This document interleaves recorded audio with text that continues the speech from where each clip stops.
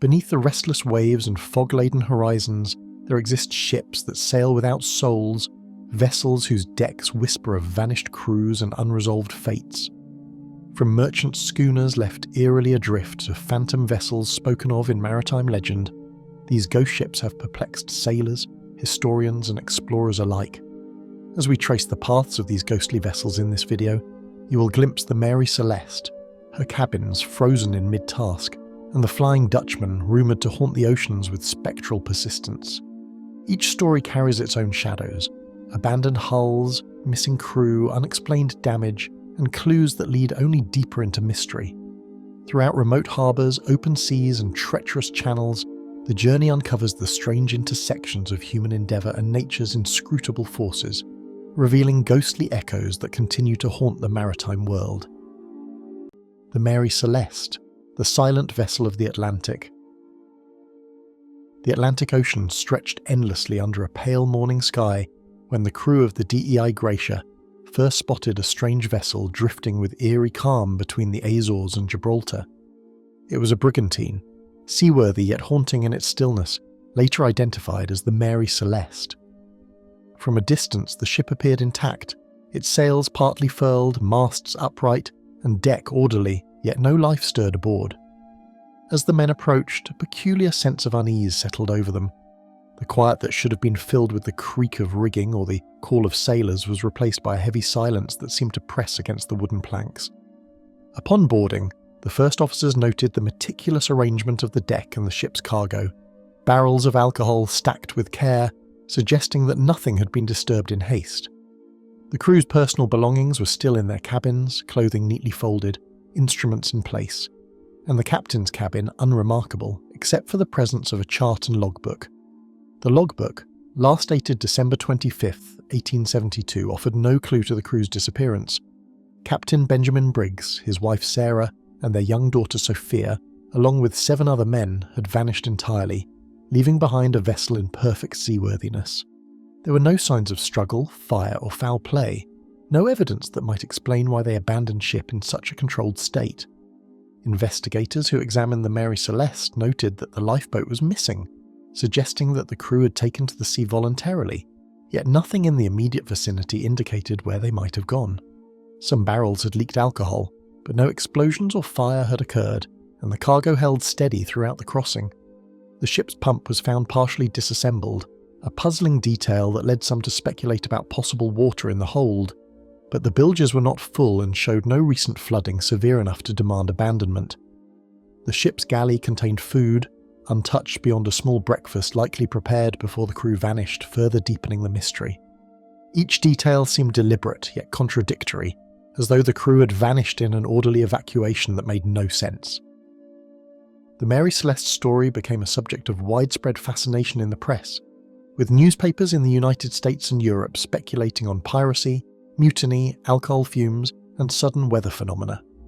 Captain Briggs was highly experienced, known for his prudence and seamanship, and the remaining crew were seasoned sailors, making theories of panic-induced abandonment less convincing.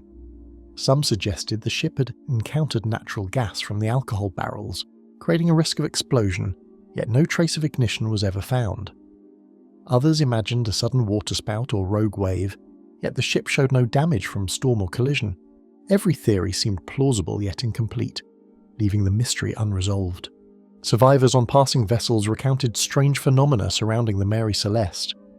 On board, everything remained in near-perfect condition, including navigational instruments and the ship's personal effects, as if the crew had vanished into thin air.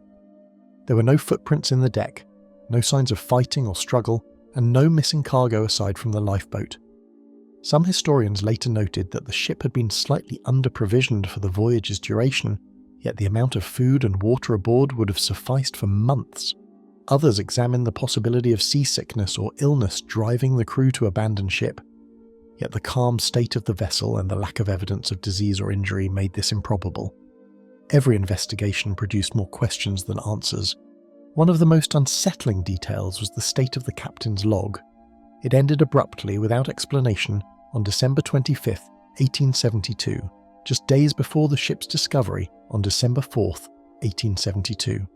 The date discrepancy between the log and the rescue raised questions about the time and distance travelled, suggesting that the ship had drifted uncrewed for weeks through the Atlantic currents.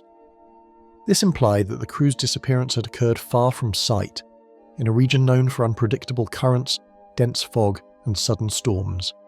The fact that the Mary Celeste remained afloat, intact, and entirely orderly after travelling hundreds of miles uncrewed contributed to its reputation as one of history's most perplexing ghost ships. Over the years, numerous theories surfaced to explain the disappearance. Piracy was quickly dismissed due to the untouched cargo, while mutiny seemed improbable given the small tight-knit crew. Natural disaster theories ranged from waterspouts to sudden seaquakes, yet physical evidence on the ship contradicted these ideas. Some modern investigators have considered psychological phenomena, like mass panic triggered by imagined explosions, yet there is no conclusive proof. Each attempt to explain the vanishing crew only deepened the sense of uncanny precision in the abandonment and the ship's almost spectral calm. The Mary Celeste remains lodged in maritime folklore, a symbol of the sea's unfathomable mysteries. It embodies both the extraordinary danger and eerie beauty of the ocean, a vessel that sailed unclaimed by living hands yet documented by countless observers. Its story has inspired books, movies, and endless speculation, yet none have solved the riddle of why a competent captain and his crew would leave a perfectly seaworthy ship without a trace. Historians continue to examine shipping logs, ocean currents, and weather patterns from that voyage, but each layer of research seems only to reinforce the ship's spectral reputation. To this day, the Mary Celeste drifts through history as a ghost ship, not merely in the sense of abandonment but in the permanence of its unanswered questions, haunting maritime imagination and continuing to defy every attempt at rational explanation. The Flying Dutchman, the eternal ghost of the waves. Across the turbulent waters off the Cape of Good Hope, a faint silhouette appeared in the haze, its glowing sails immediately recognised by the oldest mariners as the Flying Dutchman. The ship seemed to float above the waves, moving unnaturally against the wind, its timbers gleaming with a strange phosphorescent light that reflected off the churning ocean. Sailors who had passed through these waters for years described a shiver of anticipation, a sense that the vessel existed at the border between reality and legend. Some whispered that even the sea itself held its breath as the ghostly hull appeared, a spectre suspended in time and mist, defying the natural order of wind, current, and tide. Stories of a cursed Dutch vessel first surfaced in 17th century naval logs, carried from port to port by crews whose notes hinted at both fear and fascination. The earliest mentions describe a ship commanded by a captain named Van der Decken, who allegedly swore around the Cape of Good Hope even in the face of storms and death.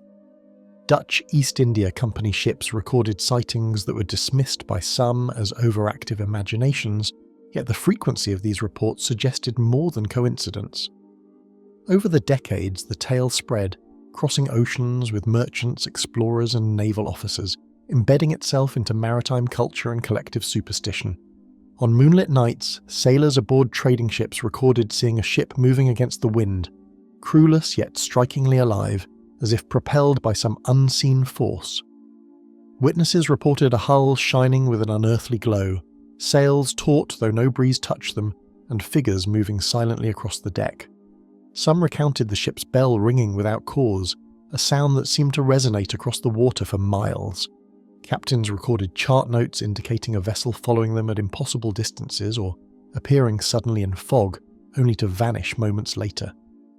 These observations, logged carefully over centuries, gave the Flying Dutchman a reputation as both omen and enigma. Every mariner who claimed to glimpse the phantom warned of misfortune, recounting how even the most disciplined captains altered their course in dread of the Dutchman's presence. Storms seemed to gather around the apparition, yet some described encounters in calm seas, when visibility was clear and the horizon unbroken. Crewmen would hesitate, refusing to navigate too close, convinced that a curse might befall anyone daring to approach.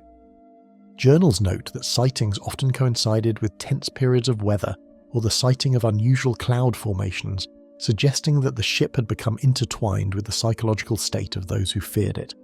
Over the decades, the Flying Dutchman became woven into maritime culture, its tale appearing in logbooks, letters, and later in operas, reinforcing the aura of inevitability that surrounded it. Tales of the ship appeared in European newspapers by the 18th century, and even in the 19th century, sailors' accounts were reported in newspapers in Cape Town and London, lending credibility to what might otherwise have been dismissed as myth. The legend grew, its details evolving with each retelling, yet the core image, a ghostly Dutch vessel cursed to sail the seas eternally, remained intact, casting a long shadow over real-world navigation around the treacherous southern cape. Scholars and sailors alike proposed natural phenomena to explain the sightings, from refracted moonlight on waves to the eerie glow of bioluminescent algae, yet no theory fully accounted for centuries of consistent reports. Optical illusions, Fata Morgana mirages, and reflections from distant ships were suggested, but these explanations failed to describe the uncanny persistence of the Dutchman in maritime records. Each reported encounter included elements that could not be easily dismissed: crew-like figures, audible bells, and the uncanny sensation of the ship moving independently of the wind. Attempts to reconcile folklore with physics only heightened the mystery surrounding this spectral vessel. Long voyages across treacherous seas fostered both isolation and superstition, conditions in which a fleeting shadow on the horizon could easily transform into a legend that would haunt entire fleets. The Cape of Good Hope was notorious for unpredictable storms and dangerous currents, and sailors facing these hazards were deeply attuned to signs of peril. In this context, the Flying Dutchman became a vessel of caution and dread, a symbol of the unknown forces that governed life at sea. Historical accounts often stress not just the appearance of the ship, but the emotional weight it carried, a mixture of awe and terror that seemed to ripple through every ship's crew who reported it. In the chill of pre-dawn fog, the Dutchman would vanish as abruptly as it had appeared, leaving only whispers among the crew and an empty expanse of ocean where it had hovered moments before. Mariners who had glimpsed it described a lingering chill in the air, the silence of the seas suddenly deepened, and a lasting unease that would shadow their voyage for weeks afterward. Each generation of sailors added sightings to the record, yet none could claim to have solved the riddle of its persistence. Nor could they explain why some storms seemed to follow in its wake while others dissipated without warning. The ship's legend persisted because it was never fully captured or understood, and every report reinforced the sense that something beyond ordinary comprehension moved just beyond the horizon. No one has ever approached the Flying Dutchman closely enough to pierce the veil of its mystery, and yet it continues to haunt the imagination of every mariner who sails near the southern capes. The Carroll A. Deering, the vanishing of the North Carolina schooner. The first call from the passing vessel described a schooner adrift with sails set and deck empty, soon confirmed to be the Carroll A. Deering. Observers watched in disbelief as the five-masted schooner, a familiar sight to mariners along the Atlantic coast, drifted without apparent purpose, her flag slack yet her rigging undisturbed. There was a sense that the ship had been abandoned in haste, yet everything suggested careful preparation for the voyage. The eerie sight was compounded by the ship's pristine condition, decks polished, ropes coiled, and cargo untouched, yet not a single life remained aboard. For sailors who spotted her from a distance, the schooner appeared like a ghost caught between worlds, drifting quietly along the unpredictable currents of the Outer Banks. Boarding the Carroll A. Deering revealed a vessel that seemed ready for operation at a moment's notice, yet completely devoid of human presence. Coast Guard officers and nearby merchants found the deck immaculate, supplies neatly stowed and charts laid out as though awaiting the captain's hand. The galley contained remnants of recent meals. The sleeping quarters were orderly, and navigational tools rested in place, suggesting a crew that had vanished suddenly rather than over time. The schooner's hull bore no evidence of storm damage or collision, and her rigging was taut and intact, contradicting any immediate natural disaster theory. The silence aboard the ship, combined with its seaworthy condition, left investigators uneasy and prompted immediate questions. If the crew had not perished at sea, where had they gone? Closer inspection revealed troubling anomalies. The lifeboats were missing, a fact noted with alarm by the boarding parties, and several personal belongings were left in unusual locations. Instruments for navigation and communication were gone, suggesting that someone had prepared for a journey, but the absence of the crew rendered the logic inexplicable. Even the cargo, primarily coal bound for Norfolk, remained undisturbed and secure. The unusual arrangement of items hinted at deliberate action, yet the suddenness implied by other clues created an impossible puzzle. Officers documented every detail meticulously, yet with each observation, the mystery deepened, as though the ship itself were guarding the truth of its last voyage. The story of the crew and their final journey added further layers to the enigma. Departing from Cape Fear, North Carolina, the schooner had been manned by experienced sailors, familiar with Atlantic weather patterns and the coastal shoals that had claimed countless vessels. Captain W.G. Bonner and his crew were regarded as competent and reliable, familiar with the perils of both coastal trade and the wider Atlantic crossing. Their disappearance defied both maritime experience and expectation, as the vessel remained intact and functional. The sudden vanishing of such a skilled crew, along with the careful stowage of cargo and provisions, provided no easy explanation and made the mystery all the more compelling to authorities and the public alike. Investigators and journalists rapidly proposed a series of potential explanations, each attempting to account for the schooner's ghostly state. Some considered piracy or smuggling, given the timing during the early years of prohibition and coastal rum running, yet the absence of stolen cargo weakened this theory. Others suggested mutiny or internal conflict, though the meticulous arrangement of personal belongings and the lack of violent evidence aboard the vessel undermined such speculation. Natural phenomena, such as sudden storms, rogue waves, or shoal entrapment, were plausible in the treacherous Outer Banks waters, yet the ship showed no sign of structural compromise. Every theory examined ultimately contradicted one or more elements of the ship's condition, leaving no satisfactory conclusion to explain the crew's disappearance. The region itself presented both historical and environmental contexts that deepened the puzzle. Cape Hatteras and the surrounding shoals, known as the Graveyard of the Atlantic, were infamous for shipwrecks caused by hidden sandbars, treacherous currents and sudden storms. Decades of shipping records confirmed that vessels frequently ran aground or capsized in these waters, yet the Carolet Deering remained afloat, nearly intact, drifting without apparent harm. The combination of historical hazards and the ship's pristine condition baffled both mariners and investigators, reinforcing the sense that the vessel's disappearance was something beyond ordinary maritime misfortune. Public fascination quickly grew around the schooner's mystery. Newspapers along the East Coast chronicled every detail, highlighting the vanished crew, the missing lifeboats, and the impeccable condition of the vessel. Maritime journals speculated on the possibility of supernatural involvement, while coastal legends wove the Carol A. Deering into the lore of ghost ships that roamed the Atlantic. Local authorities continued inquiries for years, interviewing shipping personnel, examining logs, and attempting to reconstruct the schooner's final voyage. Yet every attempt reinforced the ship's enigmatic status rather than resolving it. Despite decades of speculation, the Carol A. Deering remains one of the most confounding ghost ship mysteries of the 20th century. No trace of the crew has ever been found, no evidence has definitively explained their disappearance, and the schooner's final journey continues to defy understanding. Historians, maritime experts, and amateur sleuths alike revisit the case repeatedly, yet each new theory, while intriguing, highlights the impenetrable nature of the mystery.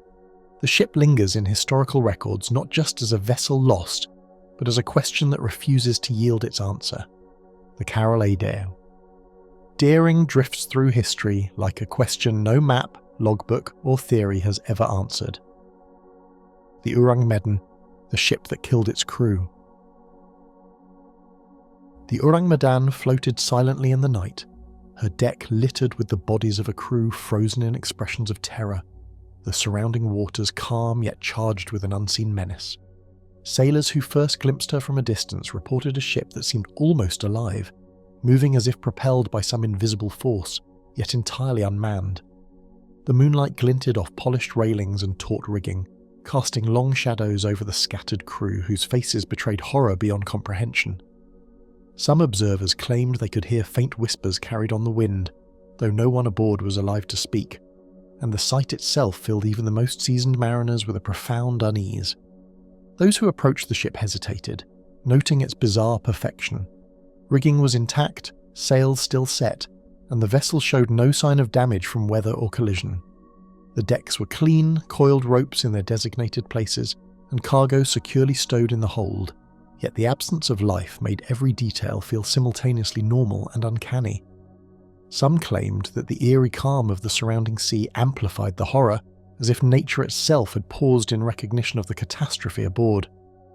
Each footstep on the deck echoed ominously, reminding those present that the scene was frozen in a moment of inexplicable tragedy. Closer inspection revealed details that deepened the mystery. Crew members were sprawled in unnatural positions, some clutching instruments or tools, others lying near cargo or in the wheelhouse. Their expressions were frozen in absolute terror, eyes wide and mouths open as if in a silent scream. Investigators reported a strange metallic odour in the air, heavy and unidentifiable, along with inexplicable scorch marks on certain areas of the ship's wooden deck. No signs of fire, struggle, or mechanical failure were apparent, leaving rescuers and witnesses baffled as to how an entire crew could die suddenly while the ship itself remained intact. Accounts from those who boarded the Ourang Medan conveyed a creeping psychological tension that lingered long after leaving the deck. Sailors spoke of a weight pressing down, a sensation that the ship itself was aware of their presence, observing them with an unfathomable intent. Some refused to enter below decks, claiming an invisible barrier of fear, while others described fleeting glimpses of shadows in the corners of the cabin.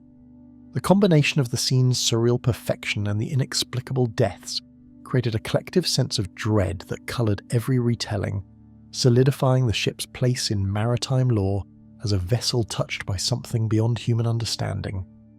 The sequence of events leading up to the discovery remains fragmentary yet chilling. Radio logs intercepted by nearby stations contained garbled messages and distress signals, including the infamous phrases, "We are all dead and I die." Dates and coordinates are inconsistent in surviving reports, ranging from late 1947 to early 1948, and the exact origin of the vessel is disputed, with some claiming it was a Dutch merchant ship carrying cargo through the Strait of Malacca. These transmissions, cryptic and interrupted, suggest a sudden calamity that unfolded too quickly for anyone to react, leaving investigators with only fragments of an event whose totality remains beyond comprehension. Theories abound, each attempting to explain the deaths and the ship's eerie condition.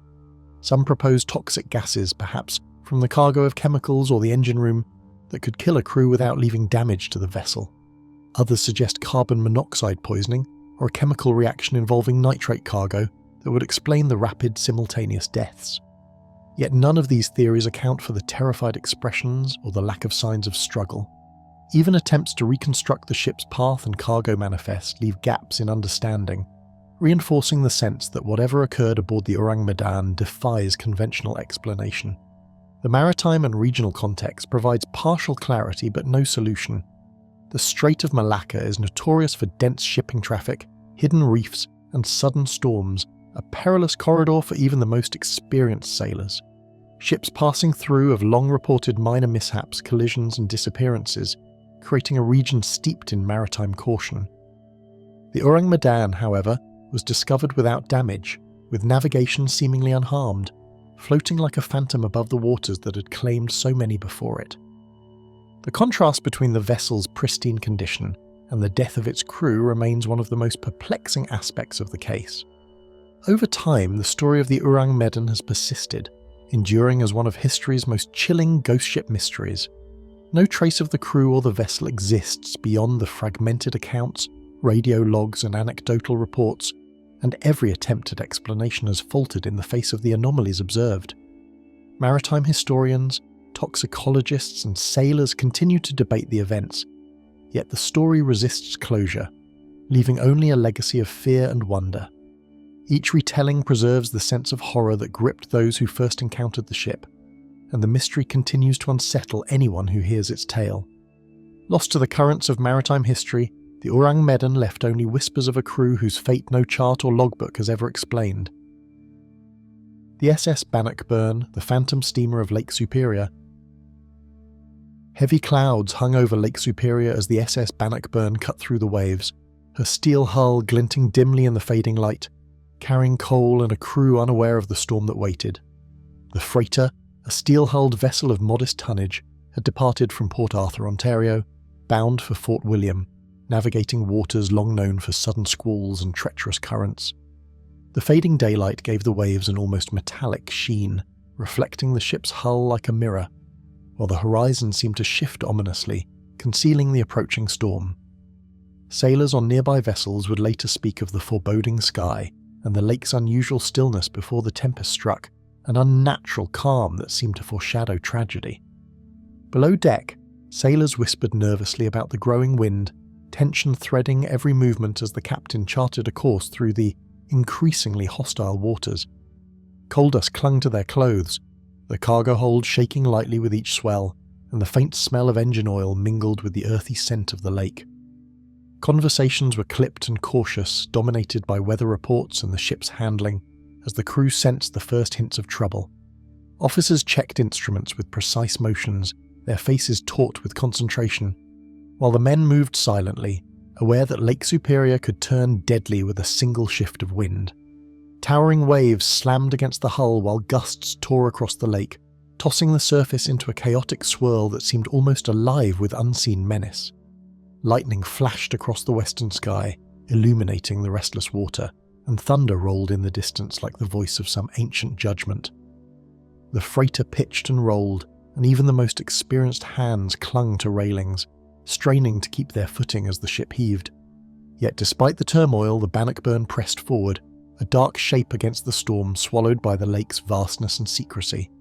Lighthouse keepers and passing fishermen later recalled glimpsing the ship, lights dim and sails taut, as if it were being guided by some invisible force into the storm's heart. Some spoke of a brief pause, a moment when the freighter appeared stationary, as if caught in a ghostly stillness before the wind reclaimed it. Others swore they heard distant muffled calls echoing across the water, though no vessel was in sight. These accounts, recorded in regional newspapers and mariners' logs, contributed to a growing legend. A ship that vanished under conditions that no one could fully explain, leaving only fragments of memory and speculation. When the SS Bannockburn failed to arrive at port, search crews combed the lake's surface, finding nothing but scattered fragments of coal and an unsettling emptiness that gave no clue to the crew's fate. Boats scoured miles of churning water, examining reefs and shoreline with careful attention. Yet not a single survivor emerged, nor were personal effects recovered. Weather logs confirmed that the storm had been severe but localized, leading investigators to wonder why only this freighter had vanished.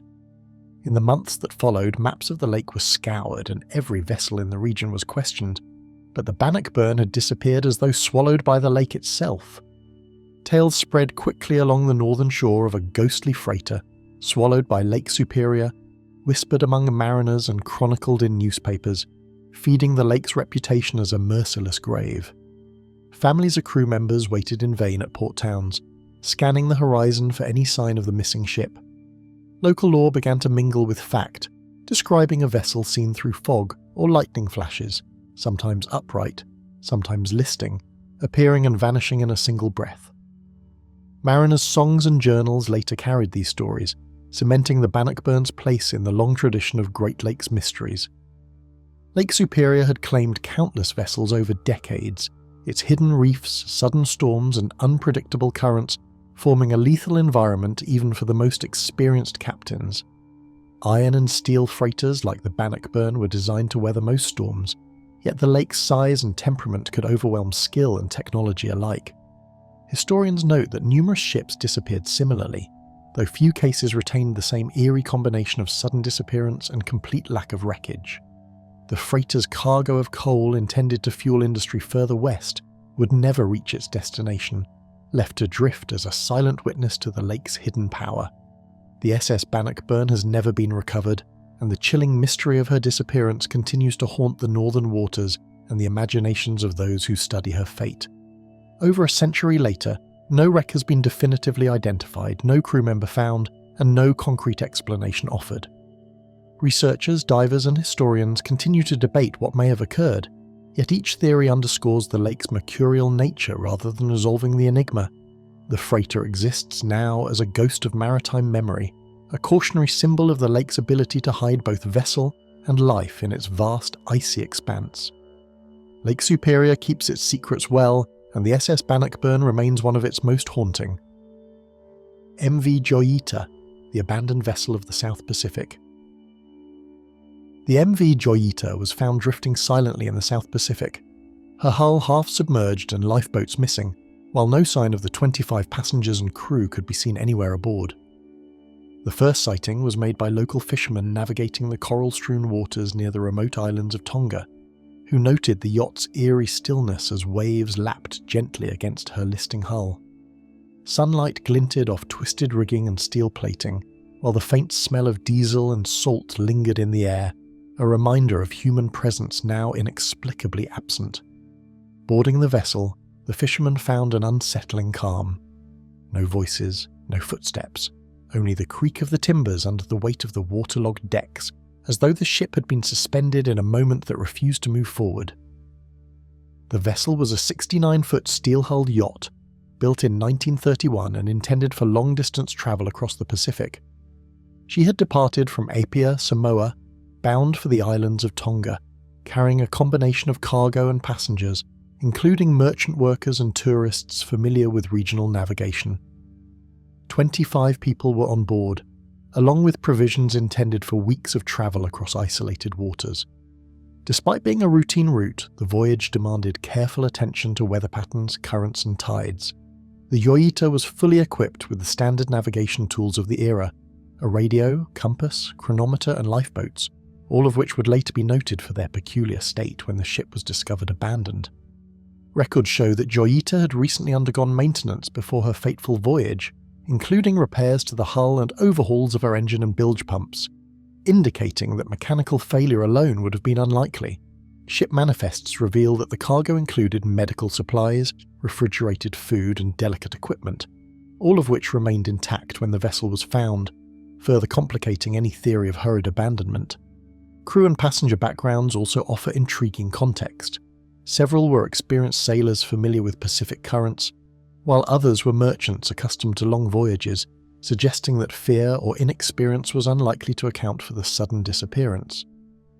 Even the weather reports from nearby islands on the day before Joyita's discovery indicated calm conditions, with no major storms recorded, reinforcing the sense that the ship's abandonment was neither planned nor precipitated by ordinary maritime hazards.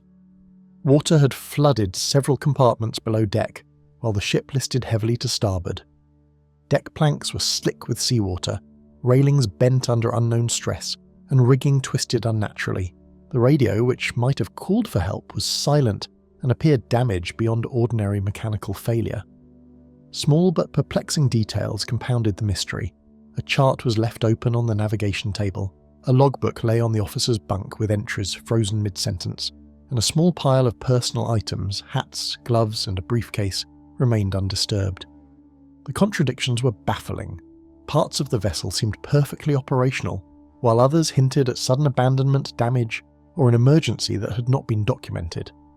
Cabins in the galley were intact, yet signs of daily life were left in unnatural suspension. Meals remained half-prepared on the stove, dishes were stacked but untouched, and personal belongings lay scattered but orderly across bunks and tables. Clothing hung as if recently worn, shoes were left in passageways and drawers sat open as though the occupants had been interrupted mid-task.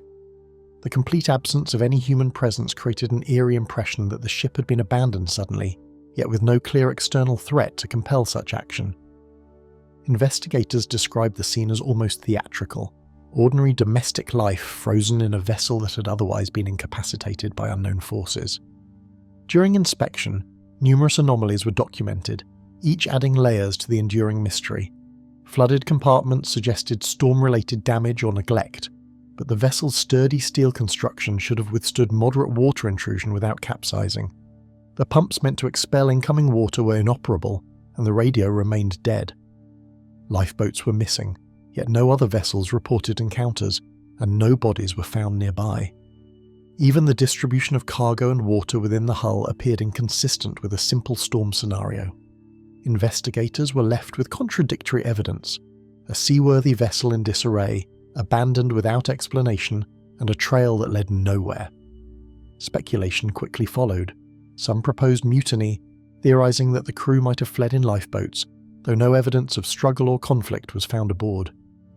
Others considered piracy, though the remote location and absence of nearby vessels made this unlikely. Mechanical failure or a sudden rogue wave could account for waterlogged compartments and inoperative pumps, yet these scenarios did not explain the empty cabins, untouched provisions, and missing lifeboats. Each theory resolved part of the mystery while deepening another, leaving Joyita suspended in uncertainty and defying full explanation.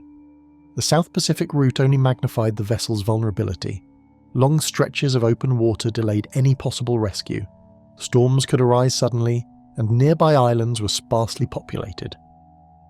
Maritime records indicate that vessels navigating these waters frequently faced unpredictable weather and strong currents, yet few disappeared under circumstances as inexplicable as the Joyita's. Previous incidents of shipwreck and crew loss were often accompanied by tangible wreckage or survivor accounts, but Joyita offered none of these anchors, reinforcing the sense of a ghost ship adrift between worlds. Among the Pacific's maritime mysteries, the MV Joyita remains unparalleled, her derelict hull a testament to one of the most enduring ghost ship cases ever recorded. Modern investigations, archival research, and speculative reconstructions have revealed only fragments of insight, emphasizing the vessel's strange condition and the total disappearance of those aboard. Every examination uncovers anomalies yet solves none of them, leaving Joyita as both a historical record and a haunting reminder of the ocean's capacity for unresolved mystery. The ghostly vessel drifts through memory, a silent enigma that refuses to yield its secrets. High Aim 6, the mystery of the lost Taiwanese fishing vessel. On the morning of her final voyage, High Aim 6 sent routine radio messages, the crew reporting calm seas and a typical fishing schedule, unaware that these would be the last words ever received from the vessel. The signal was brief, professional, and unremarkable, not indicate that within hours the longliner would vanish from both radar and human observation. The gentle rocking of the ship in the early light seemed ordinary to the crew, who were accustomed to long hours in the tropical Pacific, but for those monitoring the signals from shore, the lack of follow-up transmissions would soon become troubling. Every routine check-in seemed ordinary, yet the underlying silence that would follow cast an invisible shadow over the voyage. The Taiwanese longliner measured just under 100 feet, constructed to endure both the swells of the open ocean and the rigours of deep-sea fishing. A crew of 23 men and women managed the vessel, divided between deck operations, navigation, and processing the catch, all seasoned in the unpredictable rhythms of the sea. The ship carried provisions and fuel sufficient for extended expeditions, and her hull had weathered many storms without significant damage. Fishing nets were prepared for the haul, refrigeration units powered to maintain the catch, and safety protocols maintained in the expectation of standard maritime risks, yet none of this routine preparation would prevent the unexplainable disappearance that lay ahead. High AM-6 navigated a remote stretch of the Pacific, isolated from immediate rescue or oversight, where the nearest inhabited islands were hundreds of miles away. Tropical storms were known to form suddenly, and undercurrents could easily shift a vessel's trajectory without warning. The sea, while calm when the ship departed, had an inherent unpredictability that demanded constant vigilance. Mariners in these waters understood that equipment failure, human error, or environmental hazards could escalate quickly, yet there was no indication from the last radio transmissions that anything unusual was occurring on board. Over the following hours, other vessels in the region noticed that High Aim 6 appeared slightly off course. Nets trailed inconsistently behind the ship, and faint, intermittent radio signals failed to transmit coherent messages, leaving shore stations and nearby boats with fragments of communication that hinted at technical trouble but no direct danger. Crew activity remained invisible, and observers could see nothing amiss except for subtle irregularities in the vessel's behaviour. These small anomalies, while not immediately alarming, would later be interpreted as the first signs of the inexplicable events that had overtaken the ship. When a passing patrol boat arrived on the reported coordinates, High Aim 6 was discovered drifting alone. The engines were running, the ship remained seaworthy, and all critical systems appeared operational, yet there was no one aboard. Decks were empty, and the fishing gear lay as if waiting for human hands that would never return. The sudden emptiness of the vessel contrasted sharply with the organised chaos of a working ship, amplifying the sense of unreality that would follow investigators for decades. Every detail, the lack of movement, the perfectly aligned equipment, and the absence of any distress signals, added to the enigmatic aura surrounding the longliner. Officials conducted a careful examination, documenting the vessel's condition point by point. Navigation charts remained open on the table, the galley contained uneaten meals, and personal items lay scattered across bunks as though abandoned mid-task. There were no signs of violence, struggle, or hasty escape. No blood, no broken windows, no overturned furniture. Life-saving equipment remained in place. Aside from standard rafts, and the radio, while functional in appearance, contained no recordings or evidence of recent communication. These contradictions confounded investigators, as the vessel seemed fully operational yet entirely devoid of human life. Experts proposed several scenarios to explain the disappearance. A sudden rogue wave or unexpected storm could have caused the crew to fall overboard, but there was little evidence of severe weather at the time. Mutiny or deliberate abandonment seemed unlikely on a tightly knit crew, and piracy was improbable in this remote part of the Pacific, with no reports of nearby vessels or attacks. Mechanical failure could account for minor anomalies, yet it failed to explain the complete absence of the crew. Each theory accounted for parts of the puzzle while leaving glaring questions unresolved, underscoring the enduring complexity of the case. The isolated and often unforgiving stretch of ocean where High Aim 6 vanished ensured that immediate search and rescue would be limited, increasing the chances that any clues would drift away with the tides. Tropical storms, strong currents, and sparse shipping lanes made the area inherently dangerous, yet the disappearance was marked by a peculiar absence of wreckage or debris. Comparisons with other maritime incidents of the region highlighted the anomaly. Ships typically left behind some evidence of disaster, while High Aim 6 remained largely intact, afloat, and inscrutable. This combination of environmental challenge and unexplained human disappearance ensured that the mystery would persist, captivating historians, mariners, and mystery enthusiasts alike. The case of High Aim 6 remains unresolved, its empty decks a chilling reminder of the sea's ability to conceal both ship and crew. Despite technological advances, archival research, and ongoing speculation, no definitive explanation has ever emerged, leaving the longliner as a silent enigma among the Pacific's ghost ships. The vessel drifts in memory, a haunting testament to the ocean's power to erase the living without a trace. Jian Seng, the ghostly freighter of the South China Sea. The first glimpse of Jian Seng revealed her alone in the water, decks empty and rigging swaying with the tide, as if the ship itself was holding its breath. Approaching from a small patrol boat, I noted the unusual stillness of the vessel, its hull creaking softly as the waves lapped against it. The morning sun reflected off patches of rust and weathered steel, highlighting the wear of years at sea, yet the absence of any crew on deck made the scene profoundly unsettling. Every line of rope, every coil of net appeared untouched, as though the crew had vanished without a sound while the ship remained fully operational. The vessel was a mid-sized cargo ship, approximately 120 feet in length, designed to carry supplies between the islands of Southeast Asia and the South Pacific. Her steel hull bore the marks of countless voyages, streaked with salt and sun, and her deck was organised in the meticulous way that a competent crew would maintain. Cranes and winches sat idle, cargo hatches secured, and ropes coiled precisely. Despite her outward appearance of normalcy, small details suggested that something had gone awry. A lifeboat partially swung free, a hatch slightly ajar, and a solitary rain-soaked blanket left flapping in the wind. Inside the cabins, personal effects lay untouched. Clothing folded neatly in drawers, cooking utensils arranged as if a meal had been prepared moments before, and navigation logs left open in mid-entry. The galley contained the remains of what appeared to be a breakfast, pots still warm, a half-used loaf of bread on the counter, and a kettle suspended as if someone had been interrupted mid-task. I ran my fingers along the smooth wooden railing and paused over the bunks, imagining the people who had once occupied them, now completely absent. The emptiness was amplified by the normalcy of the shipboard life frozen in place, suggesting a sudden departure or disappearance beyond human explanation. Engines remained idling, gauges flickering faintly, yet the radios were silent and emergency equipment showed no recent activity.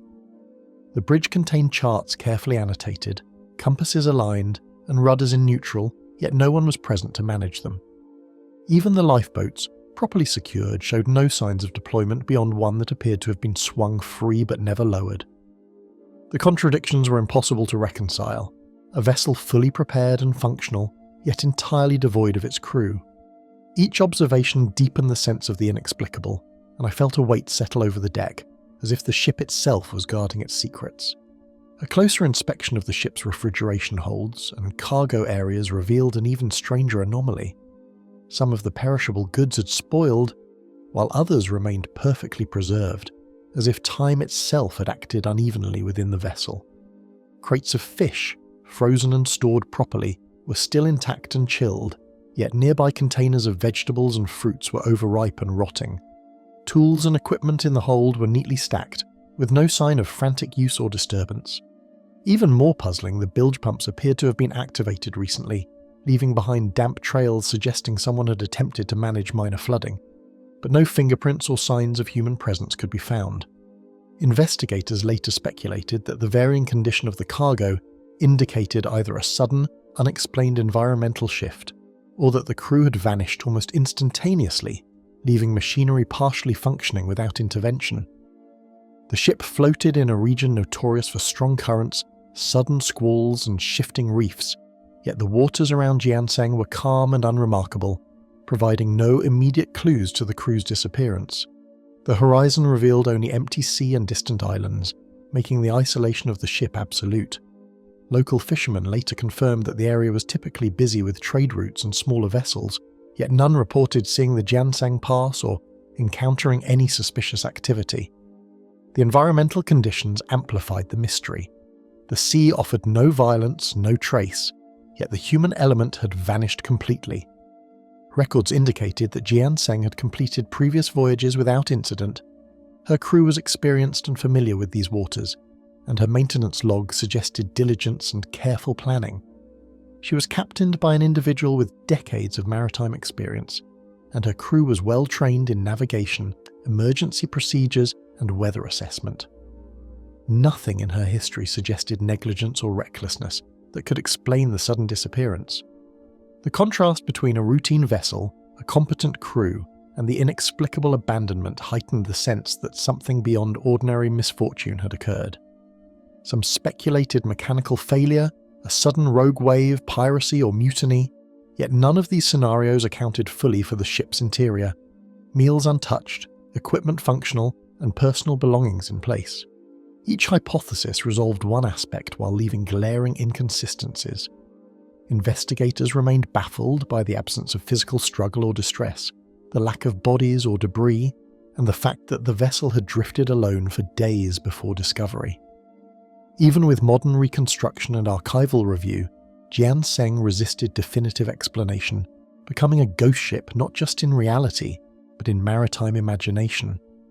The ghostly presence of Jian Seng continues to intrigue mariners and investigators, a vessel frozen in time with questions that remain unanswered. Every inspection, every report only deepens the sense that the ship's secret lies just beyond human perception, waiting silently in the vast expanse of the sea. Jian Seng drifts forever in maritime memory, a vessel whose vanished crew left a silence louder than any storm. SS Hewitt, the ship that disappeared without a trace. SS Hewitt left the port fully loaded, her steel hull gleaming under a pale morning sun, carrying cargo that would never reach its destination. As she departed, her decks were bustling with sailors performing routine checks, and the whistling steam from her funnels marked a day that began as any other. Witnesses on shore recalled seeing her ploughing steadily through the Atlantic waves, the white foam curling around her bow, yet there was no indication that anything unusual would soon unfold. The freighter, measuring nearly 387 feet, carried heavy machinery and coal, destined for clients along the southeastern seaboard, while her crew of 24 experienced mariners manned the vessel with practiced efficiency. Built with a reinforced steel hull and powered by triple expansion steam engines, SS Hewitt represented the pinnacle of early 20th century maritime engineering. Her design allowed for both speed and durability, and her navigational systems, magnetic compasses, rudimentary echo-sounding devices, and manual logbooks were state-of-the-art for 1921. On board, the boiler rooms radiated heat as stokers maintained constant pressure, while the bridge officers monitored charts and coordinates with meticulous care. Even small details, like the alignment of the lifeboats and the condition of deck cleats, reflected a vessel maintained to exacting standards. The ship's cargo manifests and maintenance logs hinted at an unusual voyage, noting extra coal reserves and provisions sufficient for an extended journey, suggesting the crew had prepared for conditions harsher than usual. According to historical records, SS Hewitt carried nearly twice the typical coal load for a vessel of her size, along with rations that could sustain the crew for several additional weeks. Her maintenance logs also indicated thorough inspections of boilers, hull integrity and steering mechanisms, all completed without issue before departure. The thorough preparation contrasted sharply with her unexplained disappearance, implying that no ordinary storm, shortage or minor mechanical failure could account for the sudden vanishing. Even modern analyses of Atlantic weather patterns at the time failed to identify conditions severe enough to account for the complete absence of wreckage. These details amplify the sense of mystery surrounding the ship, suggesting a disappearance that defies conventional maritime logic. The North Atlantic in October was unpredictable, with hidden shoals, sudden squalls and powerful currents capable of testing even the most robust vessels. Mariners spoke of treacherous fog patches and rogue waves that could appear without warning, yet SS Hewitt was experienced in navigating these waters. Shipping lanes were busy but scattered, and the freighter's planned course took her through stretches where no immediate assistance could be summoned in the event of trouble. Still, weather reports before her departure indicated calm conditions, leaving investigators perplexed at how a capable crew and sturdy ship could vanish entirely. Weeks passed without communication, and as no distress signal was recorded, SS Hewitt simply vanished from shipping lanes and maritime records. Unlike some vessels lost to the sea, no floating debris was ever reported, no lifeboats were found, and no messages in bottles or logs washed ashore. Correspondence and telegraph lines recorded nothing unusual, and the silence stretched across the Atlantic like a shadow. Every passing day without news deepened the dread among shipping companies and families alike, marking the disappearance as extraordinary and profoundly unsettling. Authorities dispatched search vessels and coordinated aerial reconnaissance, yet all efforts yielded nothing: no debris, no lifeboats, and no trace of the crew. Patrols combed the designated routes, while neighbouring ports were notified to report any sign of the freighter. Investigators documented every possible clue: currents, tidal patterns, and sightings of other vessels in the region, but nothing aligned with the disappearance. The meticulous records of these searches survive in shipping logs, illustrating the intensity and precision of early maritime investigations, despite the ultimate failure to uncover evidence. The freighter's holds contained coal and machinery parts, meticulously stowed, while her complement of experienced sailors had no history of negligence or recklessness. Crew manifests revealed names, roles, and experience levels, painting a picture of a competent team accustomed to long voyages across the Atlantic. Inspectors later noted that SS Hewitt had been inspected recently for hull integrity, boiler function, and cargo securing, all of which were in exemplary condition. The juxtaposition of a capable crew, a seaworthy vessel, and a carefully maintained cargo against the sudden and total disappearance only intensified the sense of mystery. Storms, mechanical failure or collision were considered, but the absence of wreckage and the suddenness of the disappearance rendered every theory incomplete. Some theorists proposed that unrecorded rogue wave might have capsized the freighter, or that a hidden mechanical fault had disabled the ship, yet such explanations could not reconcile the total lack of physical evidence. Speculations ranged from sabotage or enemy action to spontaneous structural failure, yet each remained conjecture, with historical records providing no definitive answers. SS Hewitt had disappeared as if the Atlantic itself had claimed her without a trace. The fate of the SS Hewitt has endured as a haunting mystery, one that continues to intrigue maritime historians across the Atlantic. The emptiness left in her wake, both physical and narrative, has inspired decades of speculation, research, and maritime legend, yet the vessel refuses to yield her secrets. Vanishing into the Atlantic, the SS Hewitt left only a trail of unanswered questions that still wander across the waves. SV Resolven, the silent clipper of the Atlantic. Reports first reached the port authorities when SV Resolven was spotted drifting aimlessly near a rocky inlet, her masts intact but no crew in sight. Local fishermen were the first to notice the schooner, bobbing silently with sails slack, as if the sea itself had paused to guard a secret. The vessel's white-painted hull reflected the afternoon sun, yet no voices or movement came from the deck. Initial attempts to hail the schooner were met with nothing but the whisper of wind through the rigging, a silence that immediately unnerved those observing from shore. The very sight of a once active trading vessel reduced to an empty drift evoked both fear and fascination. Boarding the vessel, investigators noted that cabins were neatly kept, personal effects untouched, and navigational logs open on the chart table, giving the eerie impression that the crew had vanished mid-task. The galley contained half-prepared meals and washed dishes, the stove cold, leaving the impression of abrupt departure. Tools were still positioned where they had been used, and small personal items, books, hats, and a sailor's journal remained as if frozen in time. Even the crew's hammocks were still neatly folded, a testament to the orderliness of those who had vanished. Every detail suggested that nothing chaotic had occurred. The abandonment had been sudden yet strangely calm, an absence that deepened the vessel's ghostly presence. Correspondence from nearby ports and the ship's final telegram hinted at routine operations, yet the sudden silence that followed would become the first warning of a deeper mystery. SV Resolven had sent word of cargo deliveries and port arrivals, with nothing out of the ordinary reported. However, subsequent attempts to contact the schooner, both by telegraph and through scheduled port entries, yielded no response. The discrepancy between her active communications and total disappearance suggested either an event of extraordinary rapidity or a departure so unexpected that the world had no time to react. Historical records of other schooners operating in the area confirmed that her schedule had been reliable, adding weight to the strangeness of her fate.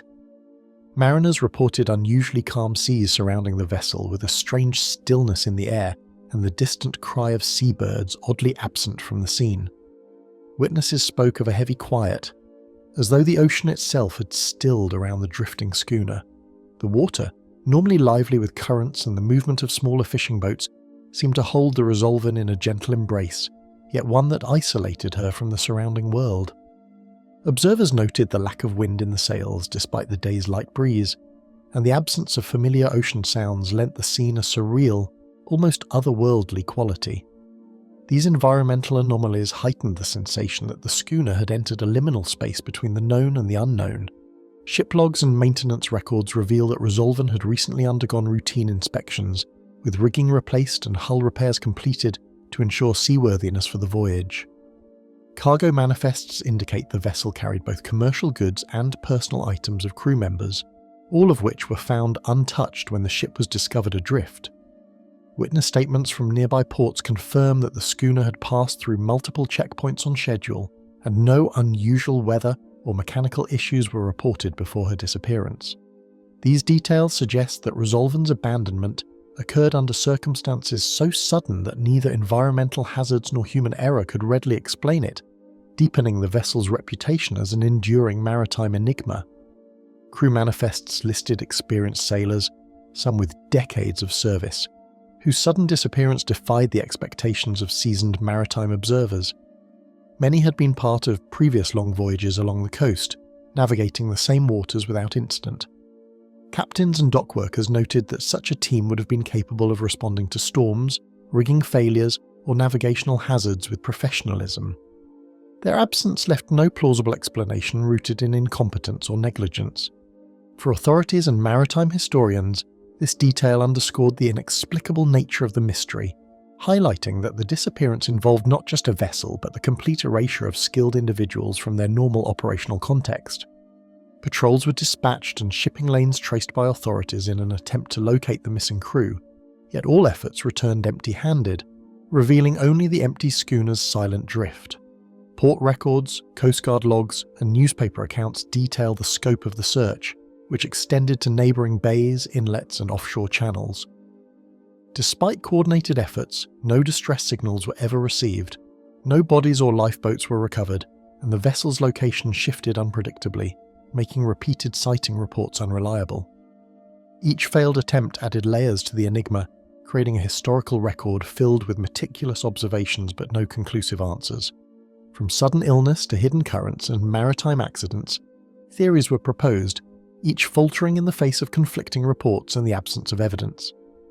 Some suggested that the crew might have abandoned ship due to a perceived threat or a misinterpreted signal, yet the absence of lifeboats contradicted this notion.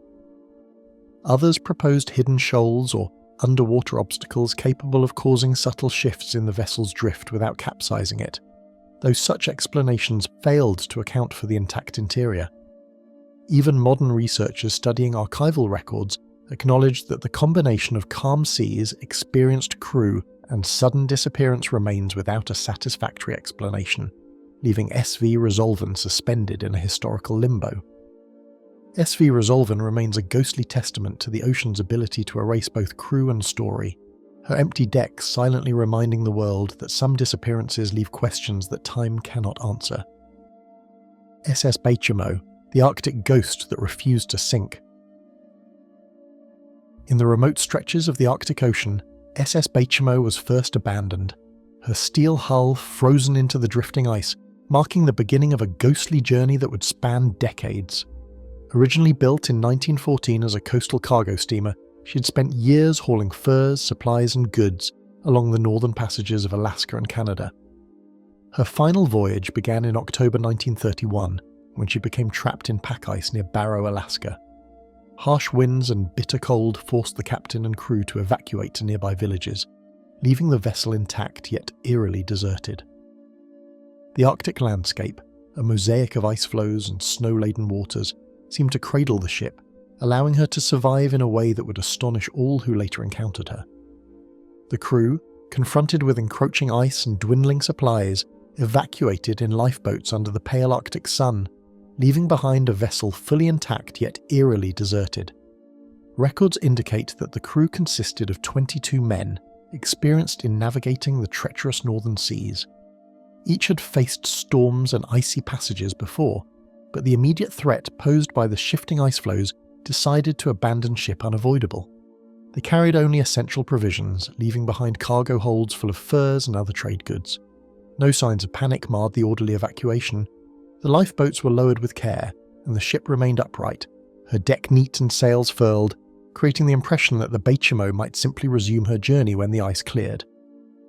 Weeks later, hunters and traders reported glimpses of a lone freighter, gliding silently through icy channels, her smokestacks cold and decks devoid of life.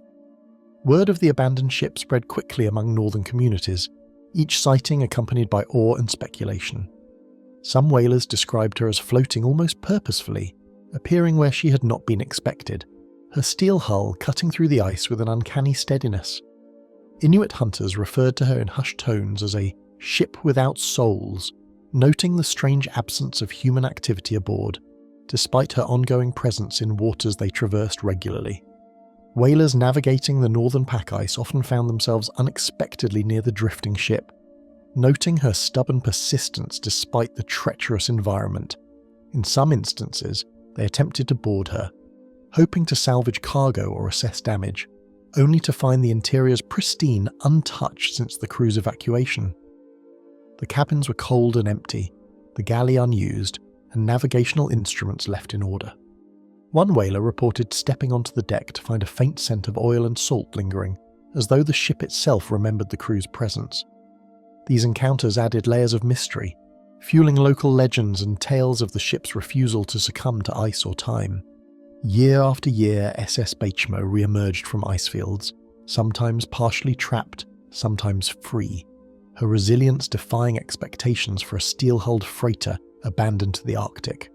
Mariners documented sightings through the 1930s, 1940s, and into the 1960s, noting her position shifting unpredictably with currents and ice flows. Despite repeated attempts by ships and aircraft to reach her, the Baychimo often seemed to vanish only to be sighted months or years later in a different channel or inlet. This ongoing pattern of appearances and disappearances created a sense of continuity across decades, as though the vessel had acquired a life of her own, drifting according to forces unseen and unknowable to those who studied her movements. Archival newspapers and shipping logs recorded sightings across decades, each entry adding layers to a timeline that baffled both captains and historians. Reports varied in detail, sometimes describing the Baychimo fully afloat, other times frozen partially in ice, her hull battered yet intact. Newspaper clippings from Nome and other Alaskan towns tell of her ghostly image silhouetted against Arctic skies, inspiring illustrations and maritime commentary.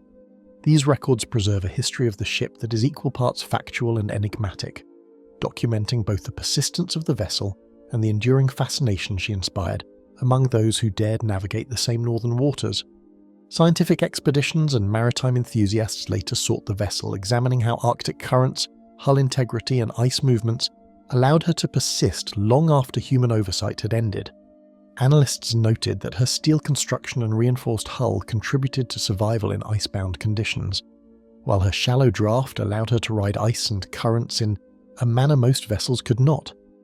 Researchers studying oceanic drift patterns and ice formation concluded that a combination of structural resilience, favourable currents, and extreme cold contributed to her longevity, yet no one could explain why she eluded permanent grounding or destruction for so many years.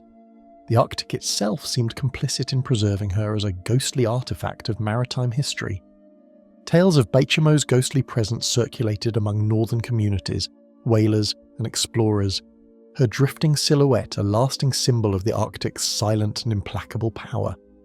Generations of sailors spoke of her as a legend, a vessel that refused to die even as her crew vanished into history. Some reports describe seeing her outline on clear, icy mornings, a reminder of human fragility against nature's vastness. Others consider her a warning that even in the most remote and unforgiving waters, the sea can hold secrets for decades, teasing the line between reality and myth. SS Baychimo lingered in the icy waters long after her crew departed, a drifting enigma that Arctic currents seemed unwilling to release. SV Seabird, the lost schooner of the Pacific. Dawn brought a cold mist over the harbour as the crew of SV Seabird went about preparing lines, checking stores and inspecting the rigging, each task performed with the quiet precision of seasoned sailors. The schooner, a three-masted vessel built in the late 19th century for coastal trade, bore the marks of decades of maintenance. Polished brass fittings, weathered oak decks, and sails mended with care. Crew members moved in practiced rhythm, adjusting ropes, cleaning the deck, and verifying cargo holds brimming with timber and barrels of provisions. Even the routine sound of the wind in the rigging seemed ordinary, yet beneath this surface calm, the ship carried a subtle tension that would only be recognised in hindsight. Messages relayed through the coastal radio station recorded routine position updates, but subtle pauses and delayed replies hinted at disruptions that were invisible to those still ashore.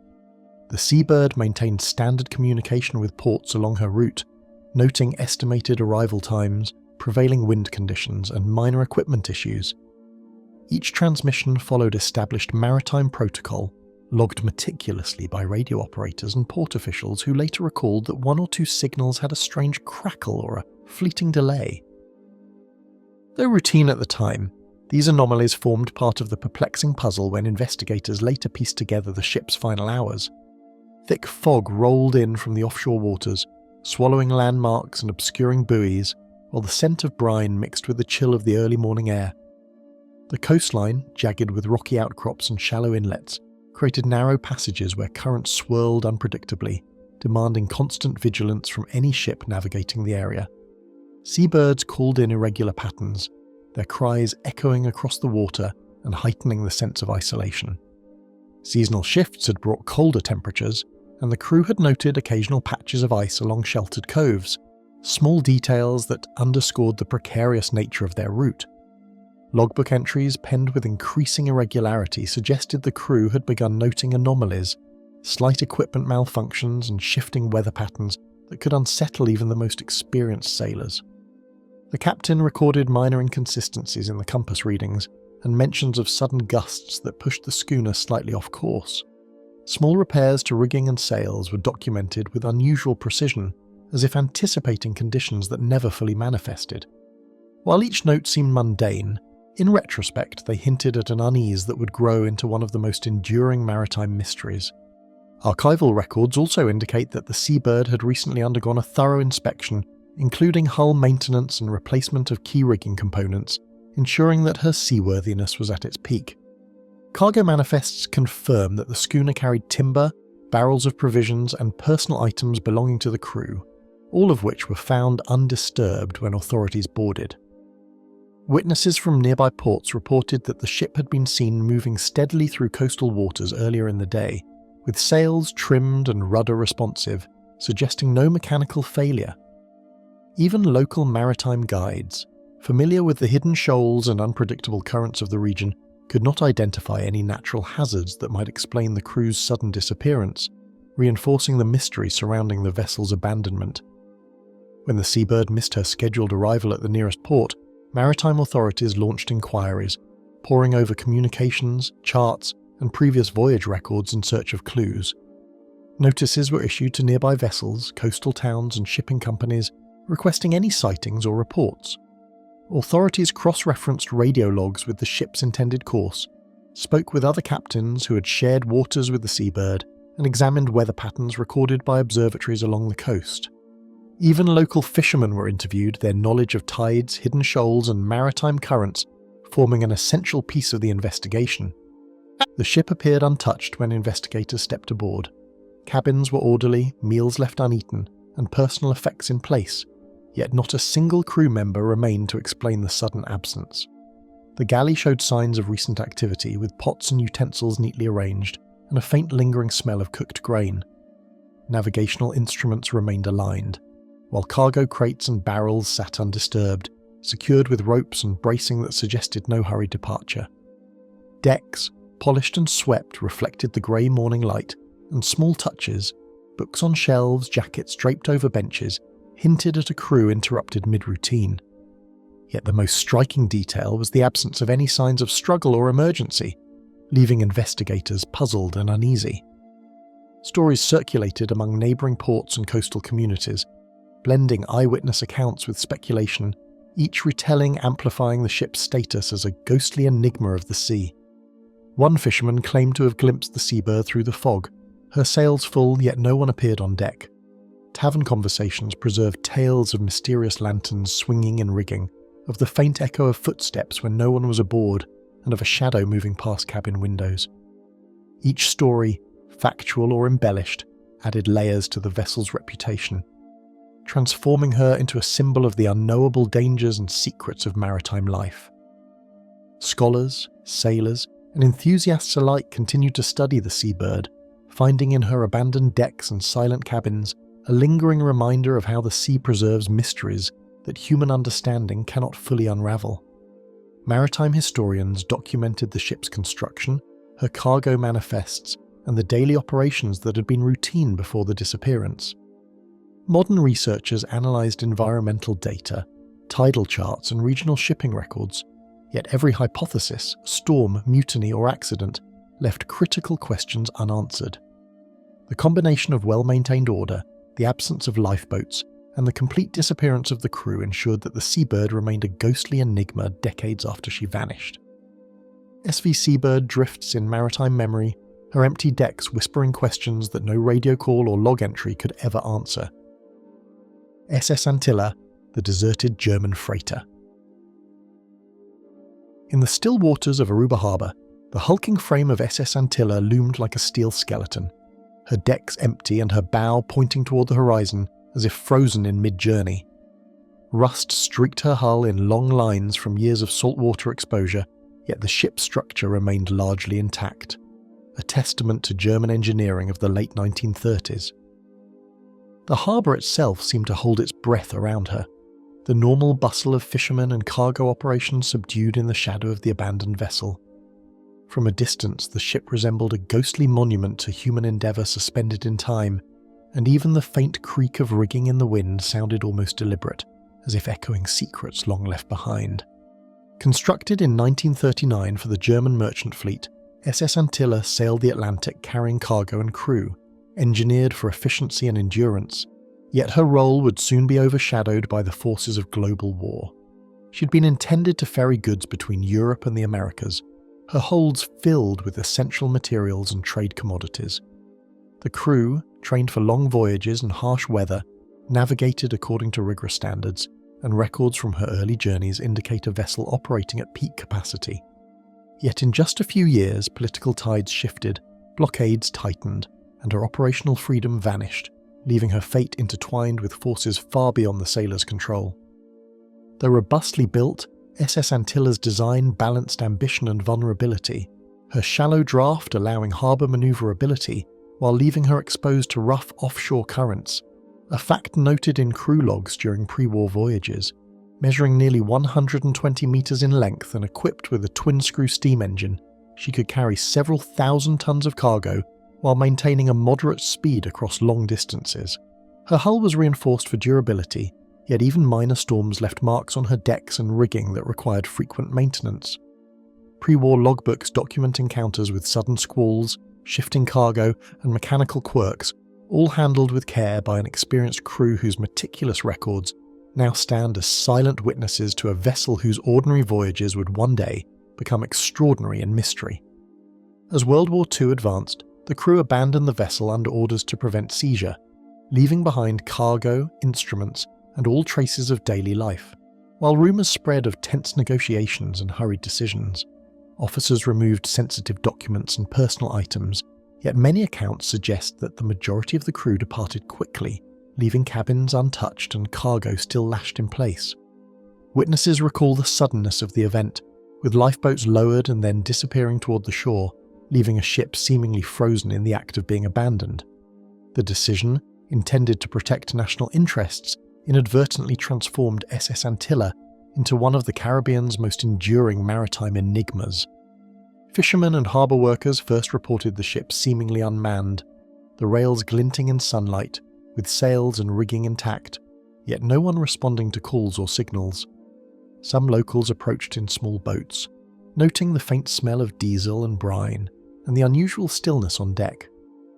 Oddly, cargo hatches were secure, and machinery appeared untouched, as if the crew had simply vanished rather than evacuated under duress.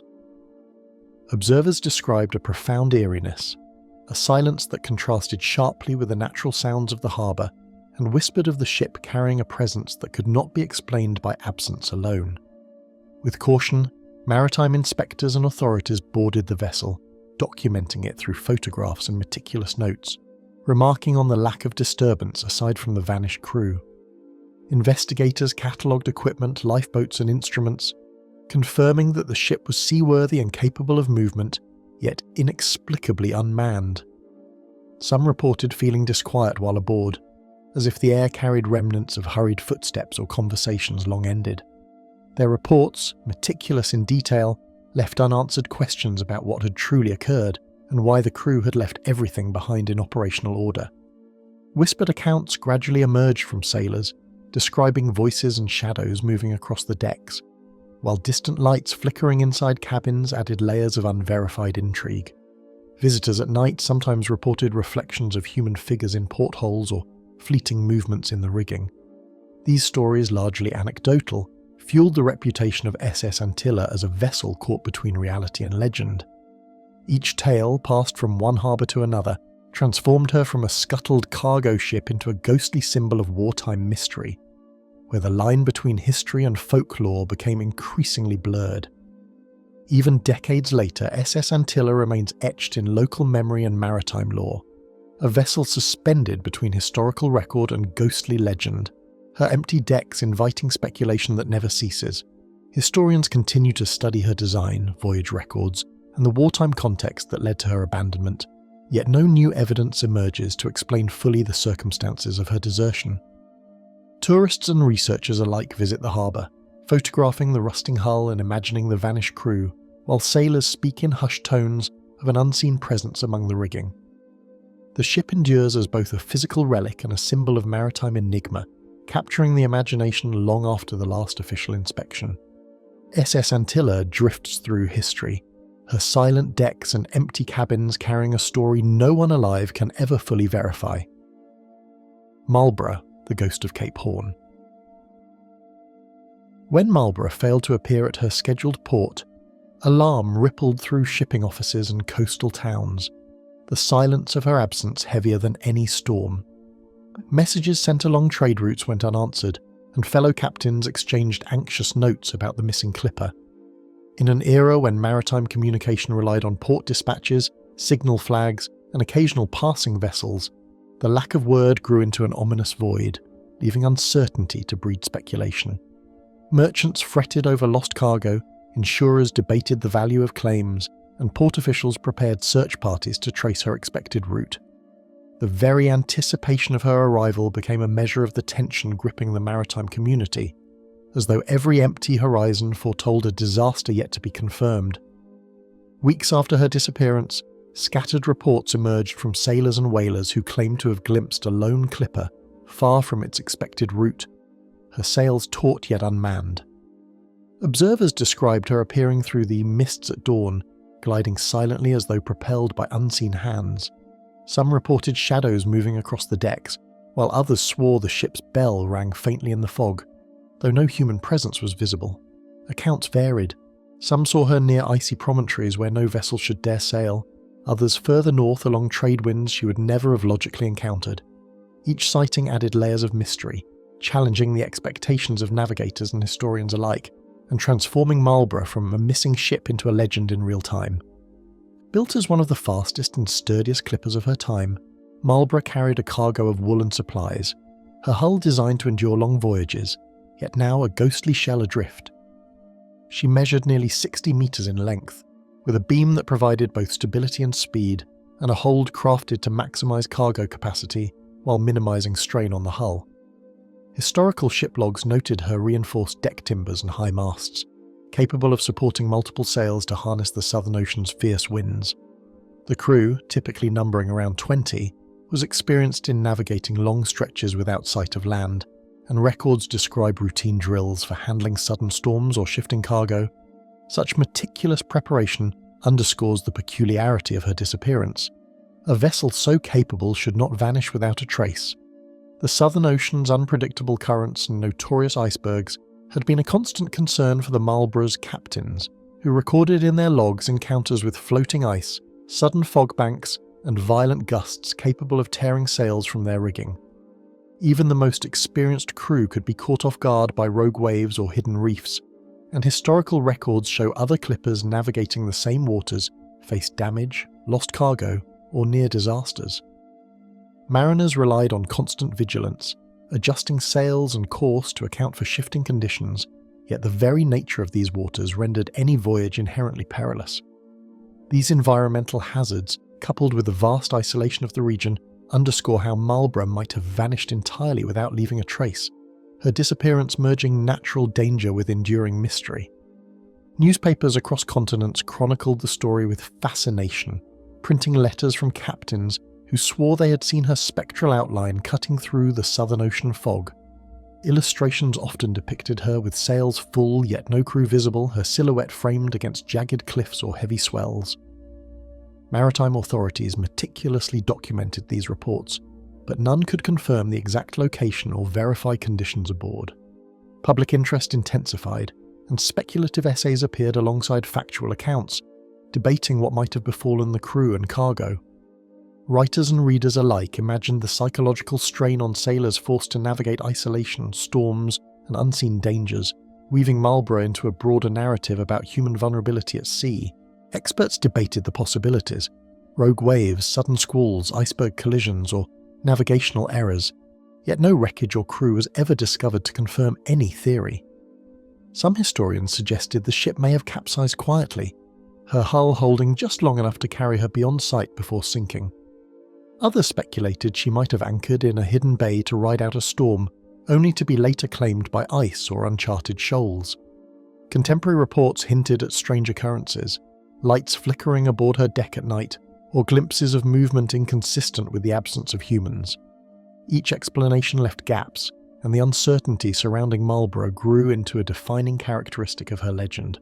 Over the decades, Marlborough became a symbol of maritime mystery, her name whispered among sailors as a reminder of the ocean's power to erase even the most formidable vessels.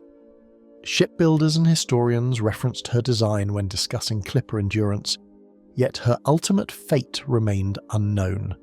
Tales of Marlborough appear in ghost ship collections and maritime lore, often alongside embellishments of phantom sightings and supernatural currents. The Southern Ocean's remoteness lent credibility to the speculation. If she disappeared here, who could claim certainty of her fate? Even in the modern age, when satellite imaging and advanced oceanographic tracking are possible, Marlborough's disappearance remains a riddle, a haunting emblem of the sea's capacity for both beauty and terror. Centuries may pass, but the spectre of Marlborough drifts in the imagination, her empty decks and vanished crew reminding all who hear her story that the ocean's secrets are never fully surrendered. Jenny the whaler, frozen in Antarctic silence. The story begins in the relentless expanse of Antarctic waters, where ice fields stretch beyond the horizon and the wind carries a biting, frozen silence. Sailors navigating these treacherous seas have long told of the Jenny, a whaling vessel that vanished without explanation in the early 19th century, leaving only whispered rumours in its wake. According to reports, the Jenny had departed England on a whaling expedition, loaded with experienced crewmen, and charted a course toward the Southern Ocean, where the promise of abundant whales often drew ships into peril. Her last recorded sighting occurred off the coast of Cape Horn, where the sea is notorious for its sudden storms and towering waves, and thereafter the vessel disappeared from shipping records, vanishing as completely as if swallowed by the icy waters themselves. For decades, the legend of the Jenny lingered among seafarers and explorers. The earliest written account of her supposed discovery emerged from the logbooks of a ship navigating Antarctic waters years later. Sailors claimed to have sighted her locked in ice, her hull encrusted with frost, unmoving amidst the floating icebergs. According to the story, when a boarding party managed to reach the vessel, they found the crew frozen in place, as if caught in the final moments of life, their expressions and postures preserved by the extreme cold. Some reports even suggest that the captain's logbook remained on the quarterdeck, its pages brittle and yellowed but still legible, containing records that ended abruptly mid-sentence, as if the pen had been dropped in haste or terror. This eerie preservation sparked a mixture of awe and dread, as the frozen crew seemed to offer both proof of the ship's fate and a chilling testament to the merciless power of the Antarctic. The exact circumstances surrounding the Jenny's disappearance and alleged discovery remain elusive, feeding the ghostly narrative that has persisted for generations. Modern historians and maritime researchers have struggled to verify the authenticity of these accounts. There is no definitive evidence of the ship's discovery, and no physical artifacts have ever been conclusively tied to her. Nevertheless, the story endures, carried in the oral traditions of whalers, polar explorers, and maritime enthusiasts who continue to speculate on the conditions that could have led to such catastrophic and peculiar fate. The cold, unyielding environment of the Southern Ocean offers one plausible explanation. Ships trapped in pack ice could remain frozen for months or even years, becoming slowly embedded in the ice sheets until their hulls were abandoned or crushed. This fact alone lends a shadow of credibility to the otherwise fantastical elements of the Jenny legend. The legend also contains striking details that heighten the sense of uncanny realism. Some accounts suggest that the Jenny's rigging remained intact, with sails frozen mid-billow, as though the ship had been abruptly halted while tacking through a storm. Objects in the cabin, including navigational instruments and personal effects, were allegedly found exactly where they had been left, reinforcing the impression of an instant stoppage in time. Contemporary sailors who reported seeing the vessel in the ice described an almost spectral glow reflecting off the frost, as if the ship carried a cold, otherworldly light. These visual impressions, combined with the accounts of a crew perfectly preserved in their frozen state, contributed to the enduring image of the Jenny as a ghost ship, frozen both in space and memory, drifting endlessly in the imagination as much as in the polar seas. Stories of the Jenny occasionally resurface during later polar expeditions, often cited by explorers navigating the treacherous waters near Cape Horn and the Southern Islands. One account from the mid-19th century tells of a whaling vessel whose crew reported sighting a ship trapped in the ice far to the south, resembling a vessel they had heard of in old tales. The frozen hull was described as ominously silent, and the figures in the deck and rigging appeared almost lifelike in the thin light of the Antarctic summer. While some dismissed these reports as embellishment or misidentification of drifting ice or wreckage, the consistency of certain details across decades of storytelling has allowed the legend to persist with a quiet insistence, suggesting that something about the Jenny's fate continues to resonate with those who confront the merciless isolation of the southern seas. Beyond the tales of frozen sailors, the Jenny has become a symbol of maritime mystery and the dangers inherent in polar exploration.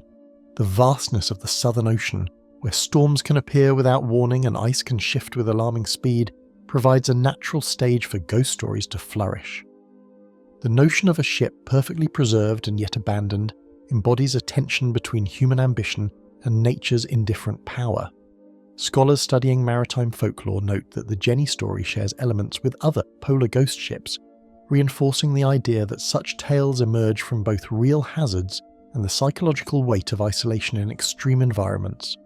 Whether the Jenny ever truly existed as described or remains a spectral embodiment of polar danger, the narrative endures, haunting maps, logs, and imaginations alike. Even today, the mystery of the Jenny is recounted in maritime history books and polar exploration chronicles, often cited alongside other unsolved ghost ship cases as an example of the eerie intersection between reality and legend. The combination of extreme environmental conditions, the vanishing of her crew, and the alleged preservation in ice creates a story that is as chilling as it is compelling. For sailors, explorers, and historians, the Jenny remains a cautionary figure, a reminder of the unforgiving southern seas, where ships may drift unseen and where the boundary between life and death, reality and myth, is obscured by ice and time. Somewhere in the endless Antarctic expanse, the Jenny may still lie waiting, locked in silence, under the unbroken ice. Octavius, the icebound vessel of frozen fate. Beneath a sky the colour of iron, the northern waters stretched in silence, broken only by jagged ice and the creaking of unseen floes, where the ship known as Octavius vanished from all maps and memory. Built in the mid-18th century, she was a vessel of modest tonnage, constructed for long voyages across the North Atlantic, and her mission carried the promise of trade, adventure, and the relentless challenges of icy seas.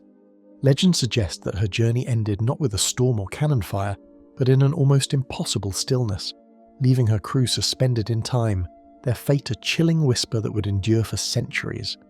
Even as she sailed the familiar channels of European ports before turning toward the high northern latitudes, something about her disappearance suggested more than the ordinary hazards faced by ships of that era.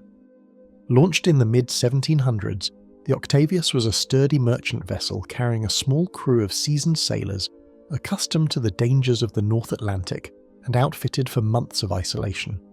Her hull was reinforced for northern waters, the decks lined with barrels of provisions, and her cabins stocked with navigational instruments considered advanced for the period. Among the crew were men who had weathered storms off Iceland and Greenland, men who understood that ice could appear suddenly, shifting without warning and trapping the unwary. Clothing and bedding were prepared for extreme cold, oil lamps ready for perpetual twilight, and yet the preparations could never have accounted for the mystery that would ultimately surround the vessel. Despite meticulous planning, the open ocean held a power indifferent to human foresight. After leaving port with a hold full of trade goods and the crew in high spirits, Octavius simply vanished from shipping records, as if swallowed by fog or trapped beneath unseen ice. No distress signals were recorded, no messages left behind, and contemporaneous logs from neighbouring vessels note only an absence, a ship that should have been on known routes but was never seen again. Mariners of the era were accustomed to loss, yet the disappearance of Octavius provoked unease, for it was as though the vessel had been erased rather than sunk. Theories emerged quickly, ranging from violent storms to iceberg collisions, but none could account for the later tales of her frozen return. In the harsh northern latitudes, where water and ice mingle in constant motion, even a sturdy hull could succumb to sudden entrapment, and yet the story that followed defied ordinary explanation. Years later, explorers reported a vessel locked in permanent frost, her masts upright and rigging taut, with the crew frozen at their stations as though time itself had stopped on the deck. According to period journals, the ship was sighted drifting in isolated waters near Greenland, encased in ice that preserved every detail of her decks. Crewmen appeared mid-task, hands gripping ropes, eyes fixed forward, expressions caught between exertion and alarm. The captain, reportedly still at the helm, seemed to command a crew that could no longer move or breathe. Instruments and charts lay scattered in orderly disarray, pages brittle with age but miraculously intact. These accounts describe the vessel as eerily intact, hull and rigging unbroken, with a quiet that seemed to pulse across the frozen water, as if the ocean itself acknowledged the unnatural tableau. The sailors who first approached the immobilized ship described a scene both ordinary and impossible, noting every detail from the frozen hands clutching ropes to the blank stares of men preserved in mid-motion.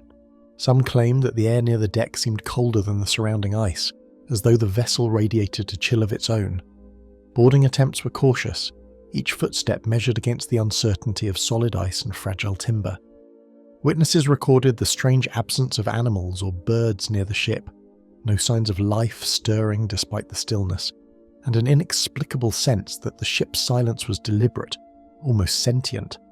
Notes in later journals emphasized the uncanny perfection of the preservation, with crew clothing still suited to the season of their disappearance, and objects on deck appearing exactly as if frozen mid-use.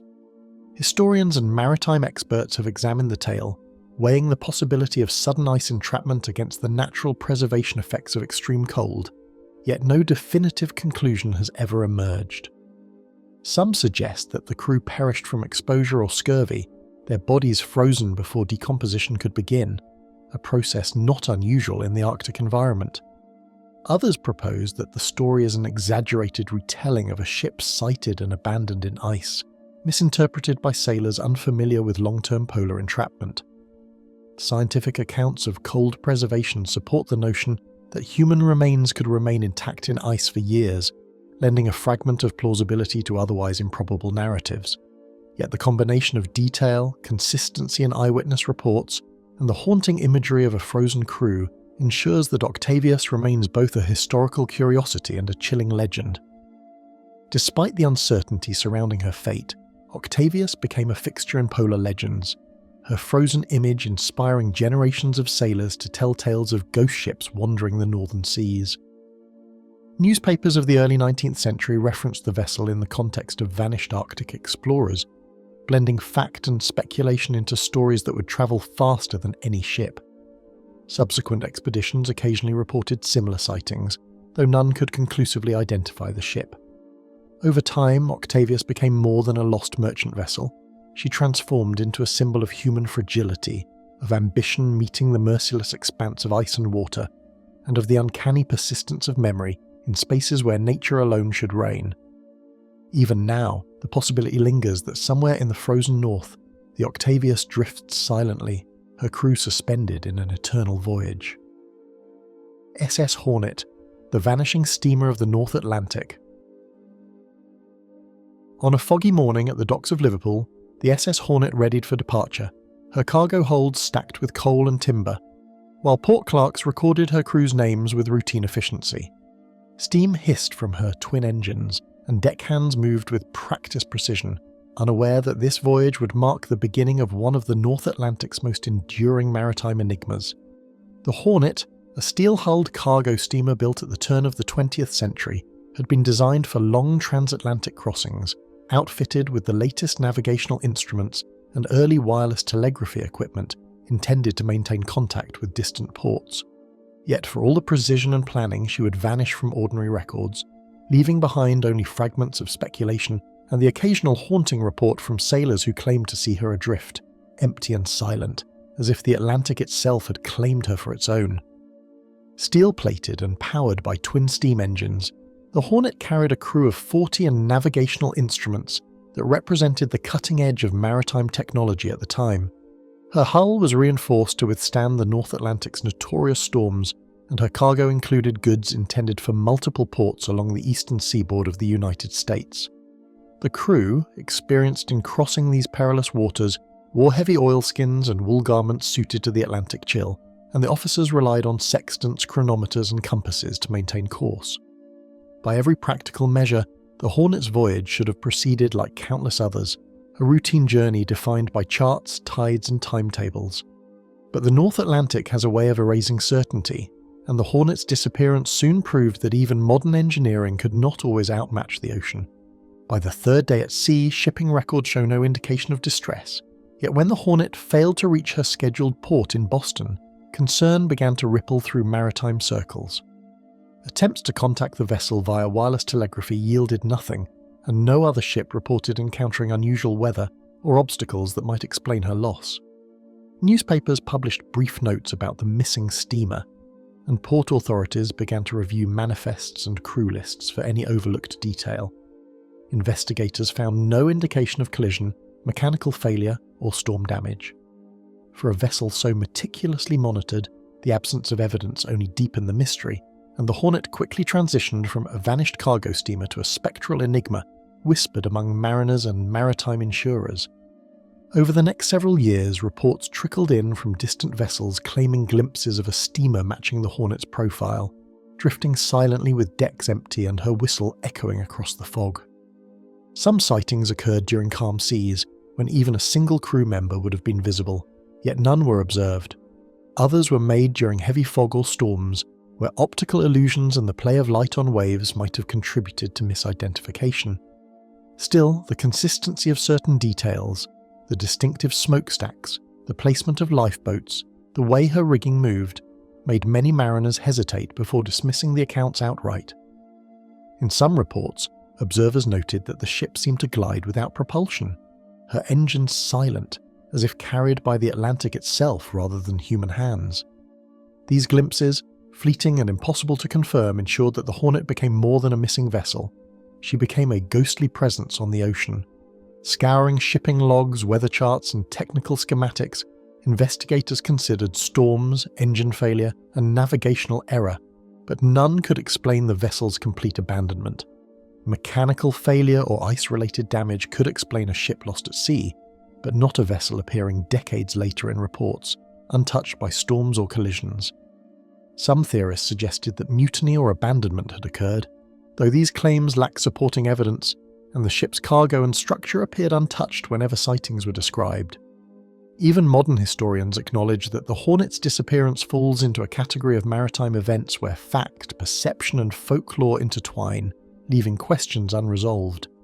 The Atlantic's vastness and the limitations of early 20th century communication technology created an environment in which a ship could vanish entirely, yet the repeated phantom sightings hint at a phenomenon that cannot be explained solely by distance or error. Retold in newspapers, seafarers' journals, and books on oceanic mysteries, the story of the Hornet became a staple of maritime folklore. Each retelling emphasized her spectral appearance and the haunting suggestion that she might drift endlessly unmanned through the North Atlantic. Over time, Hornet became a symbol of both human ambition and vulnerability, a vessel constructed with precision and care, yet powerless against the mysteries of the sea. Sailors whispered her name in coastal towns, recounting sightings in fog banks or on calm nights when no other vessel could be seen, and the image of an empty cargo steamer with smoke rising from her stacks became as real in their minds as the waves themselves. The Hornet thus occupied a space between reality and legend, anchored neither in port nor in complete imagination, a reminder that the ocean is as unpredictable as it is unforgiving. In the remote reaches of the North Atlantic, the SS Hornet may still wander, silent on the mysteries she left behind. Palatine, the merchant ship lost off Block Island. Among the merchant vessels that plied the Atlantic in the 18th century, the Palatine stood out for her sturdy construction and the promise of cargo that would link ports across the ocean, yet she would become best known not for trade but for drifting as a ghostly presence off Block Island. Built as a modest-sized merchant ship, she was designed to carry provisions, textiles, and other goods between Europe and the American colonies. Her wooden hull was reinforced for long voyages, her masts tall and well-rigged, and her crew well-versed in the navigational challenges of transatlantic travel. Though records from her owners document every barrel loaded and every officer assigned. The story of her vanishing transformed her from a workaday vessel into a legend whispered among mariners and coastal communities alike, her name inseparable from mystery. Laden with barrels of goods and carrying a crew familiar with the perils of open-sea navigation, the Palatine set out on what should have been a routine crossing, her masts trimmed and rigging taut against the Atlantic winds. The officers relied on sextants, lead lines, and compass bearings, while the crew maintained the sails and tended the cargo. The Atlantic, notorious for sudden gales, shifting currents, and treacherous shoals, demanded constant attention. Yet each man on board understood the rhythm of the sea and the seasonal patterns that could dictate their progress. Every day followed a precise routine. checking the course, maintaining the rigging, inspecting cargo, and keeping watch through storms or fog, a rhythm designed to prevent disaster and preserve life on a vessel built for commerce rather than combat. The ship's disappearance was first noted when she failed to appear at her scheduled port, and subsequent searches revealed no wreckage or distress signals, leaving only incomplete records and unanswered questions. Logbooks of other merchant vessels note clear weather and manageable seas along the routes she was known to traverse, and yet she simply vanished from sight. Communications were limited to brief letters sent by prior ships, none reporting encountering the Palatine in their journeys. Newspapers of the period documented the disappearance in concise notices, reflecting both the practical concern for lost cargo and the growing unease over the fate of her crew. Despite the absence of wreckage or survivors, the story of her disappearance began to intertwine with folklore, hinting that the vessel might have persisted in ways the records could not explain. Decades later, fishermen and sailors began reporting a large merchant vessel gliding along the coast near Block Island, its decks eerily empty and its hull illuminated by the setting sun or by fog-shrouded moonlight. These sightings, first recorded in local journals and later recounted in newspapers, described a vessel fully intact, her sails set and rigging taut, moving as though guided by an unseen hand. Some observers claimed they had passed within yards of the ship without seeing a single crewman, while others described a faint silhouette of figures frozen mid-motion on the deck. The accounts were often dismissed at first, but repeated sightings across generations suggested a phenomenon that could not be fully explained by coincidence, weather mirage, or human imagination. Local accounts described the Palatine in astonishing detail. Flags snapping in the wind, cargo visible through open hatches, and masts rising from calm waters without any sign of crew, confounding observers and feeding the legend. One fisherman reported approaching the vessel at dawn and noticing barrels still stacked neatly in the hold, while a solitary officer appeared at the helm, staring ahead with eyes that seemed alive yet entirely unseeing. Others wrote of fog rolling across the water, obscuring the horizon until the ship appeared almost out of nowhere, gliding silently before vanishing once again into mist. These glimpses, fleeting and inconsistent, left each witness with an uneasy certainty that the Palatine was neither wreck nor phantom alone, but something in between, a ship suspended in time and memory. Historians note that the Atlantic's currents and weather patterns could allow wreckage to drift far from its original course, but the repeated and consistent sightings have cemented Palatine as a fixture in maritime lore, a reminder that history and mystery often drift side by side.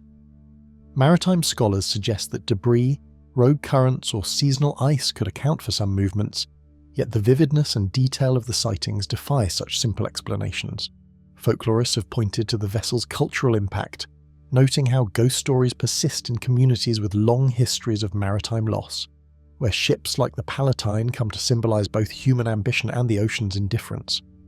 Her tale is told in whispers at coastal inns and chronicled in local records, blending observation with legend, fact with fear, until the line between them becomes impossible to trace. Drifting along the edge of memory and water, the Palatine appears even now to those who watch the waves with eyes tuned to stories that refuse to fade. Caleuche, the phantom ship of Chilean fog. Lights glimmered across the dark waters, and through the mist appeared a ship whose presence seemed impossible, known to local sailors as the Caleuche. At first, it appeared as nothing more than a flicker of illumination, a reflection caught in fog, but as it drew closer, witnesses claimed to see a full vessel, her sails taut and her hull outlined against the night. The air carried the faint strains of music and laughter, as if a celebration were taking place on deck, yet no living crew could be seen. Those who glimpsed her described an unnatural smoothness to her movement, gliding across waves without the sound of engines or oars, as if the ocean itself bore her along. The legend of the Caleuche is inseparable from these uncanny appearances, a ship both feared and revered, emerging from stories that have persisted for centuries along the southern Chilean coast. Stories of the Caleuche stretch back generations, told among fishermen who understood the ocean's moods and the perils hidden beneath its waves. The earliest accounts speak of a ship appearing suddenly in the channels surrounding Chilo Island, often during dense fog or moonless nights, where navigation was treacherous and miscalculations could prove fatal. These waters were known for hidden rocks, strong currents, and sudden storms, making them some of the most challenging maritime routes in the South Pacific. Mariners passing through such passages would rely on charts, lead lines, and experience to navigate safely, yet even the most skilled seafarers sometimes encountered inexplicable phenomena that defied logic. A reality that helped seed the myth of a vessel that was as much supernatural as it was maritime. Noting vessels encountering sudden, unexplained light on the horizon, maritime logs from the 19th century record a peculiar pattern along the channels near Chiloe, sometimes following a route that matched no known trade or fishing path. Some researchers have linked these entries to the legend of the Caleuche, observing that the sightings often occurred near treacherous tidal flats and labyrinthine fjords where currents shift unpredictably, making navigation especially hazardous. Mariners recorded lights that glowed in rhythmic patterns and sounds resembling distant rowing or faint music, leading some historians to speculate that natural phenomena, such as bioluminescent algae or acoustic reflections from the steep fjord walls, may have inspired elements of the legend. Yet, these explanations fail to account for the consistency of reports describing a fully formed ship with masts, sails, and deck activity, reinforcing the ship's place in local folklore and maritime memory. Witnesses described the vessel materializing suddenly, sails full though no wind seemed to blow, and music and laughter drifting across the water as if carried by an unseen crew. In some accounts, the ship was seen at a distance of barely 100 yards, her rigging crisp against the night sky, and deckhands, or what appeared to be deckhands, moving in patterns that suggested purpose, yet no one could be boarded or questioned. Others reported that the ship would vanish as abruptly as it appeared, sometimes leaving behind only a shimmering reflection on the waves. These sightings were documented over centuries, from early European settlers to modern fishermen, and though skepticism remained, the consistency of certain details, the vessel's lights, its sudden materialization, and eerie silence lent weight to the stories. Mariners noted that the waters where the ship appeared are notoriously unpredictable, with strong currents and hidden reefs that could swallow any ordinary vessel, lending credibility to some sightings while deepening the mystery. The channels around Chiloe Island are shaped by the collision of Pacific tides and inland fjords, producing sudden squalls, swirling fog, and waves that can rise and fall within minutes. Such conditions could explain fleeting glimpses of distant vessels or optical illusions, yet they do not account for reports of a ship appearing repeatedly in precise locations, performing consistent maneuvers, or maintaining an unnatural steadiness even in turbulent seas. Geography and oceanography thus provide context without dispelling the supernatural aura, blending fact with legend. Folklore claims that the ship's decks are populated by spirits of drowned sailors or enchanted passengers, dancing and playing instruments, never revealing themselves to the living. Some versions of the tale suggest that the ship collects the souls of those lost at sea, offering them a kind of reprieve in eternal revelry. Others hold that fishermen who disrespect the sea or its unwritten codes may glimpse the vessel as a warning, while those who honour the ocean's power can pass unseen. These stories are intertwined with the material realities of maritime life, the danger of uncharted waters, the unpredictability of storms, and the inevitability of loss, all of which make the Caleuche both a fantastical figure and a reflection of seafaring experience in the region. The legend endures in cultural memory, appearing in books, newspapers, and local festivals, a story that continues to blur the line between maritime reality and the supernatural. Anthropologists and folklorists have chronicled the Caleuche in studies of Quillota culture, noting its significance as both a cautionary tale and a celebration of the sea's mystery. For generations, the vessel has served as a focal point of storytelling, drawing the curious and the wary alike to the southern waters of Chile. Sailors still speak of her in whispers when fog drifts over the fjords, and tourists hear versions of the tale told by locals who treat it with reverence and awe. In every retelling, the ship retains her unearthly quality, a vessel whose appearances defy navigation charts, physics, and ordinary perception, leaving a lingering uncertainty that refuses resolution. On the dark, misted waters of southern Chile, the Caleuche may still glide silently, carrying its spectral passengers between the realms of reality and legend. Lyubov Orlova, the derelict cruiser adrift at sea. A cargo vessel's radar operator first noticed her in the North Atlantic, a massive silhouette drifting silently with no crew aboard, the Lyubov Orlova. At first she appeared as a distant outline, an anomaly among the waves, but closer observation revealed her immense scale. Towering decks, empty observation lounges, and smokestacks standing vertical as if frozen in time. The operator reported the sighting immediately, though no distress signals were active, and attempts to hail the ship met only with static. Over the following hours, other vessels confirmed the ghostly presence, their crews unsettled by the sight of a fully intact cruise ship seemingly abandoned, gliding without power across international waters. The initial shock of encountering such a derelict leviathan at sea would spark a series of sightings and reports that stretched for years. While built during the Soviet era to host thousands of passengers, the Lyubov Orlova prioritized endurance and comfort over speed or stealth.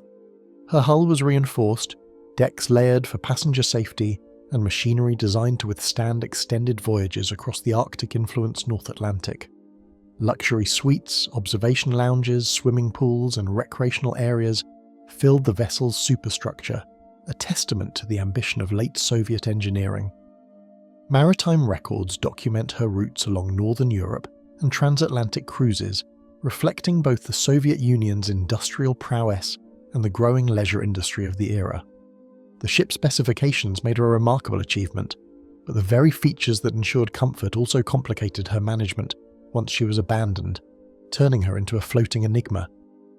Bureaucratic confusion and unpaid crews left the vessel abandoned in port, a modern ghost afloat in international waters where jurisdiction was unclear. Port authorities initially attempted to secure her, but legal entanglements, unpaid docking fees, and the uncertainty of which nation held responsibility prevented any decisive action. The crew disembarked amid confusion, leaving the ship technically seaworthy but unmanned. With no captain or operators, the vessel drifted beyond sight of shore, entering a liminal space where maritime law, engineering, and the vast Atlantic combined to create a slow-motion mystery. Though towing attempts were considered, financial disputes and logistical challenges rendered such plans impractical, allowing the Lyubov Orlova to become the subject of speculation, fascination, and unease. Over the following months, sightings and maritime reports traced a slow, silent drift across thousands of miles, her path dictated by Atlantic currents, wind patterns, and seasonal storms. Shipping logs from vessels encountering her described long periods in which she seemed stationary, then shifts that mirrored the Gulf Stream's behaviour, suggesting a combination of natural forces guided her journey. Satellite imagery occasionally picked up her massive outline, but gaps in coverage and misinterpretation of radar data allowed her movements to remain largely undocumented. The interplay between natural oceanic forces and human inability to intervene added to her mystique, transforming a simple derelict vessel into a living enigma that challenged conventional understanding of maritime drift.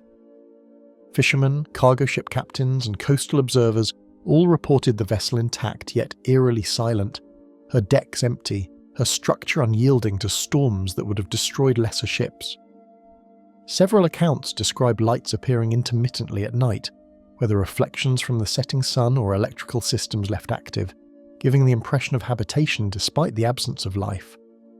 Sailors recount the unsettling impression of her sheer size, looming unexpectedly on the horizon, creating an almost cinematic effect, a massive ship moving without sound, a human-scale presence swallowed by its own enormity.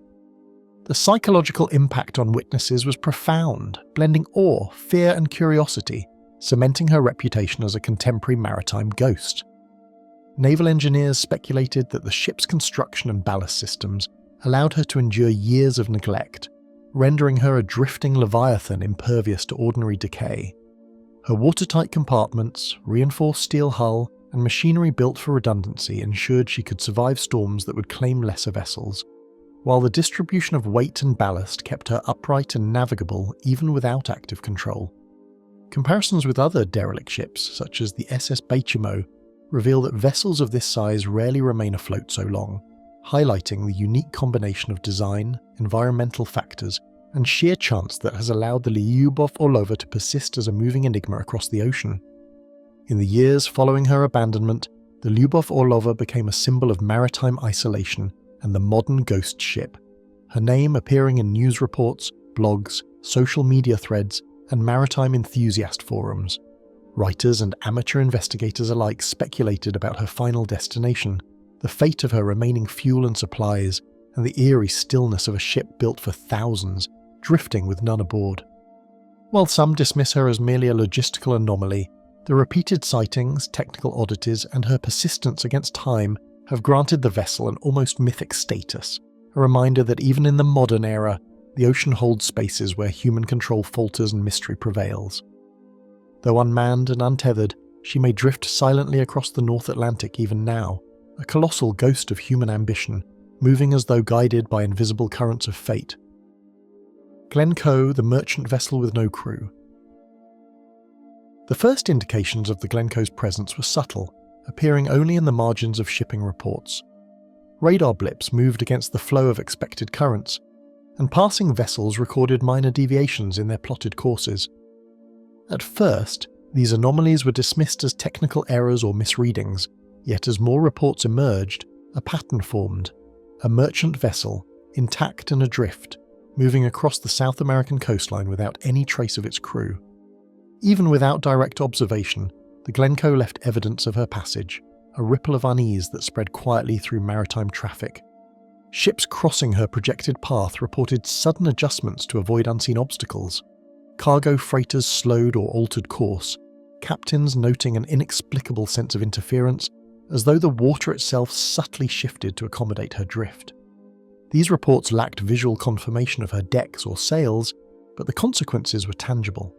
Nautical charts began to record minor deviations, and some mariners, unsettled by the invisible presence, spoke of feeling watched by a ship that seemed to exist simultaneously everywhere and nowhere. The ocean responded in its own way to the Gleno. Seabirds circled above calm waves in patterns that defied usual foraging behaviour, alighting on decks that remained devoid of life, and fish congregated unnaturally in her wake. Even seals, typically indifferent to human vessels, altered their paths to navigate around her hull. Oceanographers later speculated that her mass, perfectly balanced cargo, and hull displacement created currents that subtly affected local ecosystems, turning her passage into a moving anomaly, observable not just by humans but by the natural world. Weather and currents contributed their own marks. The North Atlantic, known for its shifting winds and occasional violent storms, seemed to yield around her. She remained afloat through gales that might have sunk lesser vessels, rolling gently with the swell while waves lapped against her reinforced hull. Tides carried her unpredictably, sometimes eastward, sometimes west, a floating paradox governed by environmental forces yet untouched by human hands. Mariners noted that her course often mirrored the Gulf Stream's trajectory, yet deviated at points that could not be explained by known physics alone. Occasionally, long-range sonar scans revealed subtle indentations along the hull that suggested prolonged interaction with ice or floating debris, a puzzle given the ship's reported route through temperate waters. These anomalies were never fully explained, prompting speculation that the vessel had travelled through northern shipping lanes far from her expected path, or that she had been partially submerged during storms without leaving external damage. Oceanographers noted that such interactions could slightly alter a ship's buoyancy and trajectory, yet the Gleno continued to drift in apparent equilibrium as though unaffected by forces that should have capsized her or left her disabled. The faint traces, detectable only through modern technology, added another layer of mystery. She existed in a state both visible and invisible, leaving marks of her journey while resisting complete observation or understanding. Indirect sightings continued sporadically for months. Radar readings would flicker across screens, only to vanish before verification. Faint radio signals appeared briefly, a ship seemingly calling to no one. Drifted debris occasionally washed ashore. Sealed crates, life preservers, cargo barrels, bearing no fingerprints or traces of hurried evacuation. Each clue reinforced the certainty that the Gleno existed as a vessel of consequence, her passage measurable in effects on the world rather than in direct observation. Historical parallels only deepened the mystery. Other derelict ships had been found floating at sea, from the Baychimo to smaller merchant schooners, yet few left such tangible evidence of presence without human management. Most succumbed to storms, collisions, or decay. The Glencoe's endurance suggested not just a sturdily built hull or balanced cargo, but an almost uncanny alignment between natural forces and circumstance, allowing her to persist in a state of eerie normalcy despite her abandoned condition. Sailors and maritime authorities were drawn into the puzzle, reconstructing her likely movements from indirect evidence alone. Each radar ping, each washed-up barrel, each deviation in shipping traffic offered a clue, yet none revealed the full picture. Investigators debated endlessly over the plausible explanations: sudden illness, mutiny, piracy, or even mass evacuation. Each theory collided with facts: fully operational decks, intact cargo, and mechanical systems that showed no signs of human neglect. The ship remained a moving paradox, tangible only through consequences, untethered from human understanding. Even culturally, the Glencoe captured imaginations in a way few ghost ships had. Stories circulated in port towns and aboard vessels far from her last verified position. Tales shaped not by direct observation of the ship herself, but by the traces she left in her wake. Cartographers began marking anomalous currents and patterns. Fishermen retold accounts of strange concentrations of wildlife, and maritime enthusiasts traced her indirect path across the Atlantic. The narrative of her ghost ship existence was built entirely from consequence, actions recorded in the world around her, rather than aboard her decks. Wherever the Glencoe goes, she continues to imprint herself upon the waters and the minds of those who encounter her, a ship that exists in the consequences of her passage, rather than in any confirmed sighting. SS Helsingfors, the silent steamer of the Baltic.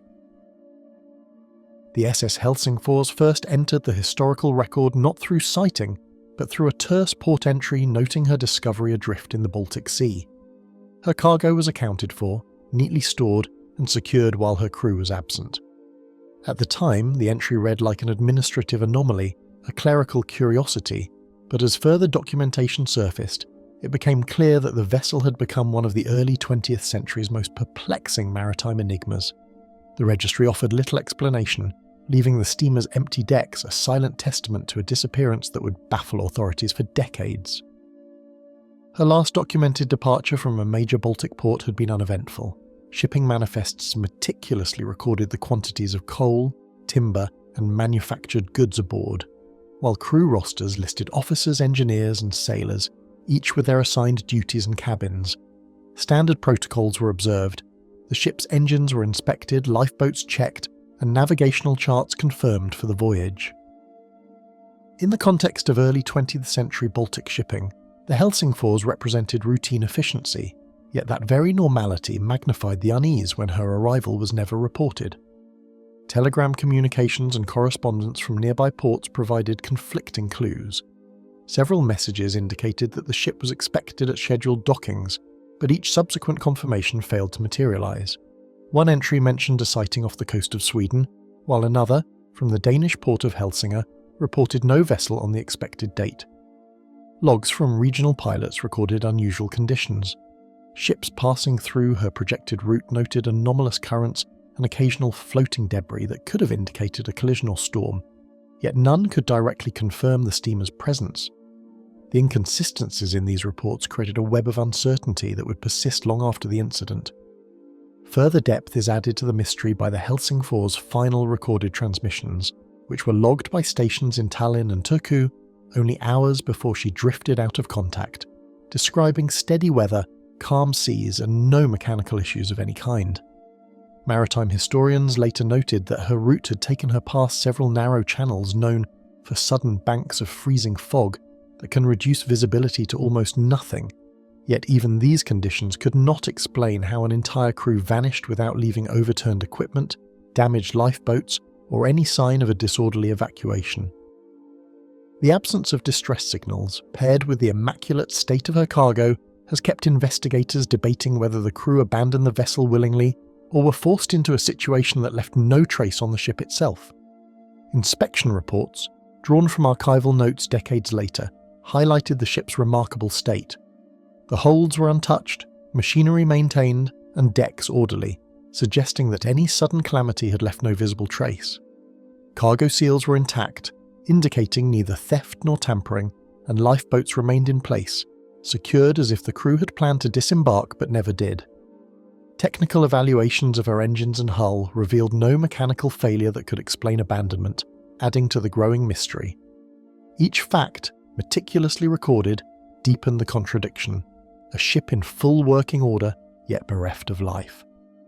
Maritime authorities sought to reconstruct the voyage using every available record.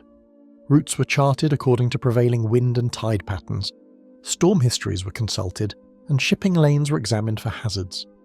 Investigators considered mutiny, sudden illness, piracy, or evacuation scenarios, yet all contradicted archival evidence. A sudden storm would have left damage, disease would have produced bodies or signs of medical intervention, mutiny might have left an altered logbook. Nothing in the meticulous record supported any of these explanations, and the Helsingfors remained a case study in impossibility. Within the broader context of Baltic maritime history, few disappearances paralleled the mystery of the Helsingfors. Shipping in the early 20th century was well documented, particularly for cargo steamers moving between major ports. Ships were tracked via telegraph, port logs, and registry entries. Yet here was a vessel whose entire existence was meticulously documented up to the point of departure and then abruptly vanished. Historians noted that while other derelict or missing ships often left physical wreckage or survivor accounts, the Helsingfors offered no such clues. Her ghost was preserved entirely in documentation, a paradox of presence and absence. Over time, the steamer's legacy evolved not through sightings or folklore, but through the meticulous silence of archives. Sailors and port clerks recounted the story in hushed tones. Historians pieced together her trajectory from fragmented telegrams and log entries, and enthusiasts studied her case as one of the era's most enduring maritime puzzles. The very precision of the records, the cargo manifests, crew lists, and departure logs, emphasized the incongruity of her disappearance, transforming administrative detail into a source of suspense. Every document became a thread in the fabric of a mystery, where the absence of human life contrasted starkly with the fullness of recorded procedure. Researchers today continue to examine the archival footprint of the Helsingfors, poring over port records, telegraphs, and manifest details, seeking patterns or anomalies that might provide insight. Yet every reconstructed path leads only to further questions, each theory thwarted by the cold certainty of a documented fact. The steamer drifts through history not as a visible ghost, but as a spectre of information, a vessel whose story exists entirely in the balance between meticulous record and inexplicable disappearance. No matter how thoroughly one combs the archives, the fate of the SS Helsingfors remains an unbroken silence at sea. Falkner, the schooner found adrift and empty. Dense fog and turbulent swells marked the last known location of the Falkner, a schooner discovered adrift off the coast of Nova Scotia with no sign of her crew. The North Atlantic stretched around her in a seemingly endless expanse, the water dark and churning, the horizon obscured by low clouds and mist. Even in calm weather, this region is known for sudden squalls and shifting currents, yet the Falkner had remained afloat with sails partially set and provisions neatly arranged, a vessel maintained in eerie stasis by forces she could not control. Her name, recorded in the sparse logs of nearby freighters, became synonymous with a mystery as vast and unyielding as the waters she navigated. Seasonal ocean currents complicated her drift. The Labrador Current, carrying cold Arctic waters southward, intersected with the warmer Gulf Stream in the shipping lanes near Nova Scotia, producing eddies and unpredictable channels. In theory, a small vessel left unmanned in this area could be carried hundreds of miles in days, yet the Falkner's path seemed oddly deliberate, hugging a trajectory that avoided obvious hazards and shoals. Navigational experts later examined her drift, noting that such movement could not be explained entirely by wind and tide. The schooner appeared almost to chart her own course through the chaotic Atlantic, guided by invisible hand or coincidence. Her construction offered a paradoxical resilience. Built to carry heavy cargo across rough seas, the schooner's hull was reinforced, and her rigging designed to withstand gusting winds and violent waves. Mariners who later examined records of her design speculated that her robust structure could allow her to endure weeks adrift, yet even the strongest vessel is vulnerable without human management. The Falkner seemed to defy these expectations, maintaining sail and rudder orientation despite the complete absence of command, a silent testament to the ocean's uncanny ability to sustain life in objects and machines, as well as erasing human influence. Wildlife interacted with her presence in subtle but telling ways. Flocks of gulls and terns occasionally landed on her deck, circling and then dispersing in patterns that did not match natural feeding behaviour. Schools of fish appeared in concentrated swirls around her hull, as if drawn by currents generated by the schooner's movement. Marine mammals, normally indifferent to passing vessels, altered their paths to navigate around her, responding to an unseen disturbance. Such indirect evidence suggested that the Falkner left a tangible imprint on her environment, a ghostly presence detected more by instinctive reactions than by eyes or radar. Meteorological data provided further insight into her mysterious voyage. A brief but intense storm system had swept through her expected route shortly before her discovery, with wind speeds recorded at over 40 knots and sudden shifts in pressure that could capsize an unsteady vessel. Yet the Falkner endured, her sails intact, her rigging taut but unbroken, and no distress calls recorded in nearby port logs. Oceanographers noted that the combination of storm-driven currents and the schooner's steady buoyancy could explain her survival, but not the complete absence of human response. No signals, no logged maneuvers, no signs of panic. Indirect encounters with other vessels amplified the enigma. Shipping captains reported noticing a lone schooner riding waves in near-perfect balance, yet when attempts were made to approach, she would vanish behind fog or fade into distant swell, leaving only vague impressions on the water's surface. Buoys and floating debris occasionally traced her drift path, offering clues about her speed and heading, yet every reconstructed segment of her course seemed to defy precise calculation. The schooner's trajectory was both predictable in its avoidance of hazards and inexplicable in its endurance, a paradox that puzzled maritime analysts for decades. Historically, the Falkner occupies a peculiar place in North Atlantic maritime lore. While other vessels have been lost to storms, piracy, or mutiny, few maintain a presence without human stewardship while leaving verifiable traces of their drift. She became a reference point for studying ocean currents, wind patterns, and ship design resilience, cited in naval manuals and historical compendiums alike.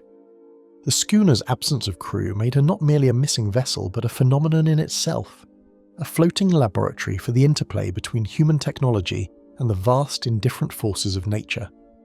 Culturally, the schooner's story resonated with the anxieties and fascinations of mariners and coastal communities. Tales of a perfectly preserved vessel gliding silently through fog and waves inspired both awe and dread. Unlike ghost ships born of folklore or superstition, the Falkner was grounded in verifiable fact, a ship built for endurance, observed in environmental extremes, and yet utterly devoid of life. Its legacy lies not in dramatic tales of mutiny or treasure lost, but in the quiet, relentless demonstration of the ocean's ability to sustain and mystify. The Falkner drifted on, a vessel at the mercy of wind, tide, and storm, a ghost measured by the forces she endured rather than by the eyes that might see her. HMS Resolute, the icebound explorer of the Arctic. The HMS Resolute rested in frozen silence, her timbers encased in Arctic ice, a ghostly relic of British naval ambition and the unforgiving polar frontier. The ship had been abandoned years earlier, trapped within a maze of pack ice that moved unpredictably with wind and tide, leaving her crew to trek over frozen expanses to safety. Even in her immobilized state, the Resolute remained intact, her masts upright and her decks orderly, a monument to the era's naval engineering and the audacity of men who dared to confront the far north. Her name became inseparable from the mystery of her survival, recorded in logs, journals, and dispatches, yet offering no definitive explanation for the empty vessel adrift. For endurance in polar exploration, the Resolute was originally built, a marvel of mid-19th century shipbuilding. Her hull was reinforced with extra timbers and braced to resist crushing ice, while her rigging and sails were designed to be operable even under extreme conditions. Constructed for extended voyages, she carried provisions for months, with insulated storage for food and fuel. Officers noted that such ships required constant attention, especially when negotiating ice fields, yet the Resolute endured months of confinement with no human presence, as if the ship herself had absorbed the knowledge of her voyage. The circumstances leading to her abandonment were harsh and exacting. Pack ice had steadily trapped her during a supply expedition intended to support British crews seeking the Northwest Passage. The crew made painstaking efforts to free her, cutting channels and shifting ballast, but the ice pressed relentlessly, forcing the eventual evacuation. Lifeboats carried officers and sailors to safer ice floes, leaving the Resolute behind. Contemporary logs described the scene with understated precision. The ship remained upright, the cargo untouched, yet the human presence had vanished, leaving an object of immense endurance adrift in one of the world's most unforgiving regions. Years later, the Resolute was sighted far from her original location, drifting slowly through open waters toward the Atlantic. Sightings were sporadic, recorded by whalers and trading ships who noted the vessel's unusual steadiness and the lack of life aboard. Calculations of currents and ice drift suggested that she had travelled thousands of miles since her abandonment, surviving storms and open waters that would have destroyed a lesser ship. These observations highlighted both her structural resilience and the enigmatic nature of her journey, prompting debates among naval engineers and Arctic historians alike. Salvage teams and explorers approached the ship cautiously, aware of both her historical significance and the Arctic's unpredictable conditions. Reports describe hull inspections, rigging checks, and careful removal of equipment, all conducted under extreme cold and shifting ice. Her masts were examined for signs of stress, her rudder and anchors tested for functionality, and every preserved artifact catalogued meticulously. The vessel's survival offered a rare glimpse into naval construction of the period, demonstrating how human ingenuity could counter the destructive forces of ice, yet never entirely prevent the mystery of abandonment. The Resolute had an enduring impact on Arctic exploration. Lessons learned from her drift-informed ship design, ice navigation strategies, and supply planning for subsequent expeditions. Her story became an object lesson in resilience, endurance, and the unforeseen consequences of environmental extremities. Officers and naval architects studied her fate to understand how a vessel could remain afloat and navigable despite prolonged entrapment in ice, and her case influenced diplomatic decisions as nations invested in Arctic mapping and research. After extensive documentation and physical examination, unresolved questions persisted. How had the Resolute drifted intact across such vast distances, and why had no record survived to clarify her journey during those years? Every recovered logbook was incomplete. Every officer's report left gaps in time and location. Even modern analyses of ice drift and ocean currents could only partially reconstruct her path. Each attempt at explanation emphasized the tension between human expectation and natural forces, between precise naval planning and the chaotic realities of the polar environment. Becoming a symbol of the Arctic's immutable power, the Resolute came to embody the enduring mystery of ghost ships. Unlike vessels lost to storms, mutiny, or sabotage, she survived as a tangible object while her human story remained absent.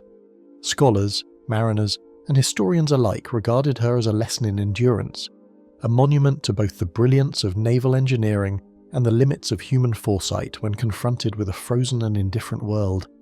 Her ghost was not in the shadows of superstition, but in the enduring absence of those who had once commanded her.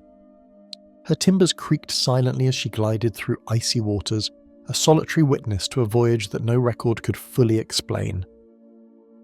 SS Kamloops, the lost freighter of Lake Superior. On a grey morning in late November, dock workers at Port Arthur watched the SS Kamloops glide away from the pier, her hull laden with coal and industrial machinery, and her crew confident despite the early winter chill that coated railings and rigging with frost. The captain and officers exchanged routine signals with nearby ships, unaware that this voyage across Lake Superior would become one of the region's most enduring maritime mysteries. Even as the ship disappeared into mist and low-hanging clouds, a sense of foreboding lingered among those who had seen her steady movement, a silent acknowledgement of the lake's capacity for sudden, lethal change. Her intended route was familiar to seasoned sailors, a course along the northern and western shores of Lake Superior, planned to take advantage of prevailing currents while avoiding the shallow shoals and hidden reefs that had claimed lesser vessels in prior years. The cargo was meticulously stowed, and the crew, numbering over 20, had been briefed on winter navigation protocols. Ships like the Kamloops were designed for endurance, Yet Lake Superior in November was unpredictable, with sudden gales, ice build-up, and waves that could rise with terrifying rapidity, each vessel at the mercy of both the weather and the lake's hidden topography. Fragmented accounts began to surface within hours of her departure. A passing freighter reported heavy ice forming along the shipping lanes, forcing ships to adjust courses and slow speed. A few miles from Isle Royale, a captain noted a distant black silhouette in the storm-laden horizon, moving erratically as if struggling against the swells, only to vanish behind a veil of mist. The brief observation was recorded in the ship's log, yet no other vessel corroborated the sighting. These fragments of evidence, each minor and incomplete, hinted at difficulty yet left more questions than answers about the fate of the Kamloops. Conflicting reports from mariners and coastal observers deepened the enigma. Lighthouse keepers along the northern shore later recalled watching a solitary ship pitch and roll in towering waves, sometimes glimpsed between cloudbursts and rain squalls, yet always disappearing before assistance could be mounted. Some witnesses described lights blinking erratically, suggestive of distress, though no formal signals were received. Telegraphic messages between ports noted the vessel as overdue, but offered no confirmation of a wreck, and the ambiguity in timing and location left investigators grasping for any meaningful pattern in the evidence.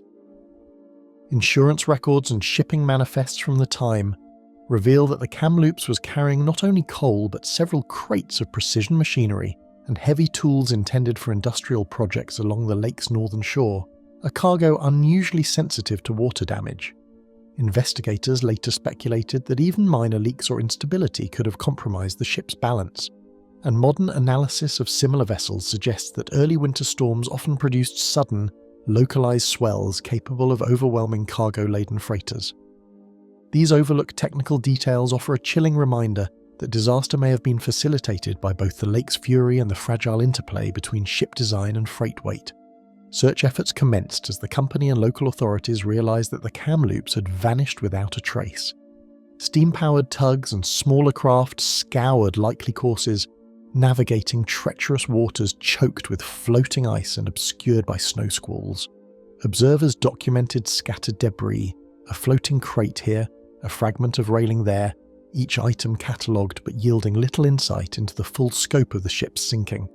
The human effort, intensive and painstaking, underscored the determination of those seeking closure, yet even with meticulous records, the whereabouts of the crew and the final resting place of the schooner remained elusive.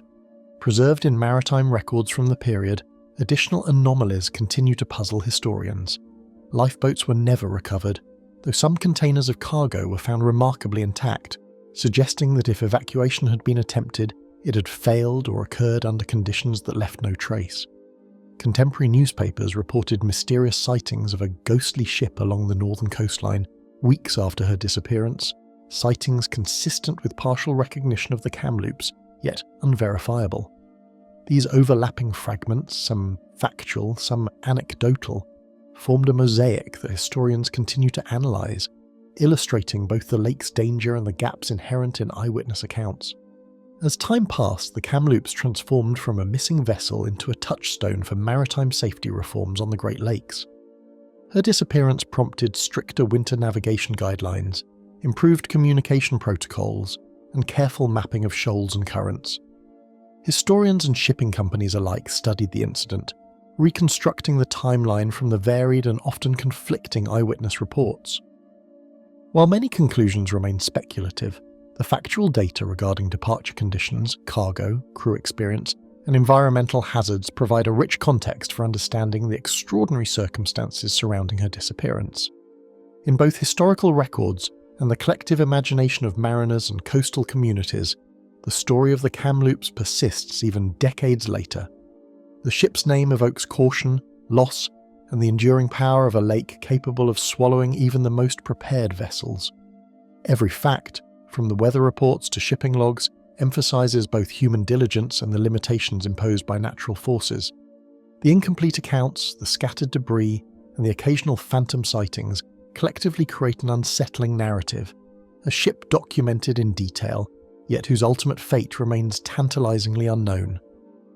The SS Kamloops vanished into the winter waters, leaving behind fragments of fact and whispers of the lives aboard, an enduring testament to the lake's merciless unpredictability. SS Waratah, the British cargo steamer adrift. The SS Waratah gleamed under the late afternoon sun as passengers boarded in Durban, South Africa. Their trunks and steamer trunks piled high, tickets clutched tightly in hand. Conversations hummed across the dock, ranging from the excitement of visiting Australia to the quiet apprehension expressed by seasoned mariners who had traversed the Southern Ocean many times. Though celebrated as one of the most modern passenger liners of her era, there was an unspoken recognition of the ocean's unpredictability, especially in the southern latitudes where sudden storms could overwhelm even the sturdiest vessels. Passengers took their places aboard the steel-hulled ship, unaware that this voyage, promising comfort and adventure, would soon become an enduring maritime enigma. The ship itself embodied the pinnacle of early 20th century oceanic engineering. Her twin screws and powerful engines promised both speed and reliability, while her reinforced hull was designed to handle rough southern seas. Inside, cabins boasted polished wood, brass fittings and plush upholstery. Dining salons could accommodate hundreds, their tables laid meticulously for travellers accustomed to luxury. Cargo holds below decks were stocked with goods intended for Australia, from machinery to perishables, balanced carefully to maintain the ship's stability. The Waratah's combination of comfort, capacity and power made her a symbol of modern travel, yet even such meticulous construction could not guard against the vast and indifferent ocean. As the Waratah steamed eastward, initial conditions seemed favourable. The Indian Ocean appeared calm, waves lapping steadily against her hull. Yet logs from nearby vessels recorded sudden squalls, shifting currents, and areas where the water's surface darkened ominously, signs familiar to experienced sailors yet invisible to most passengers. Diaries later recovered from other travellers travelling similar routes noted the peculiar restlessness of the sea, the quiet menace in distant cloud formations, and the unsettling way the horizon seemed to stretch endlessly. Though no one aboard the Waratah could have anticipated it, these conditions would soon converge in a manner that left no trace of the ship or her hundreds of passengers and crew. Accounts from passengers, reconstructed from letters and company records, offer glimpses of life aboard those final days. Families described evenings spent in the lounges, music playing softly while officers conducted routine inspections.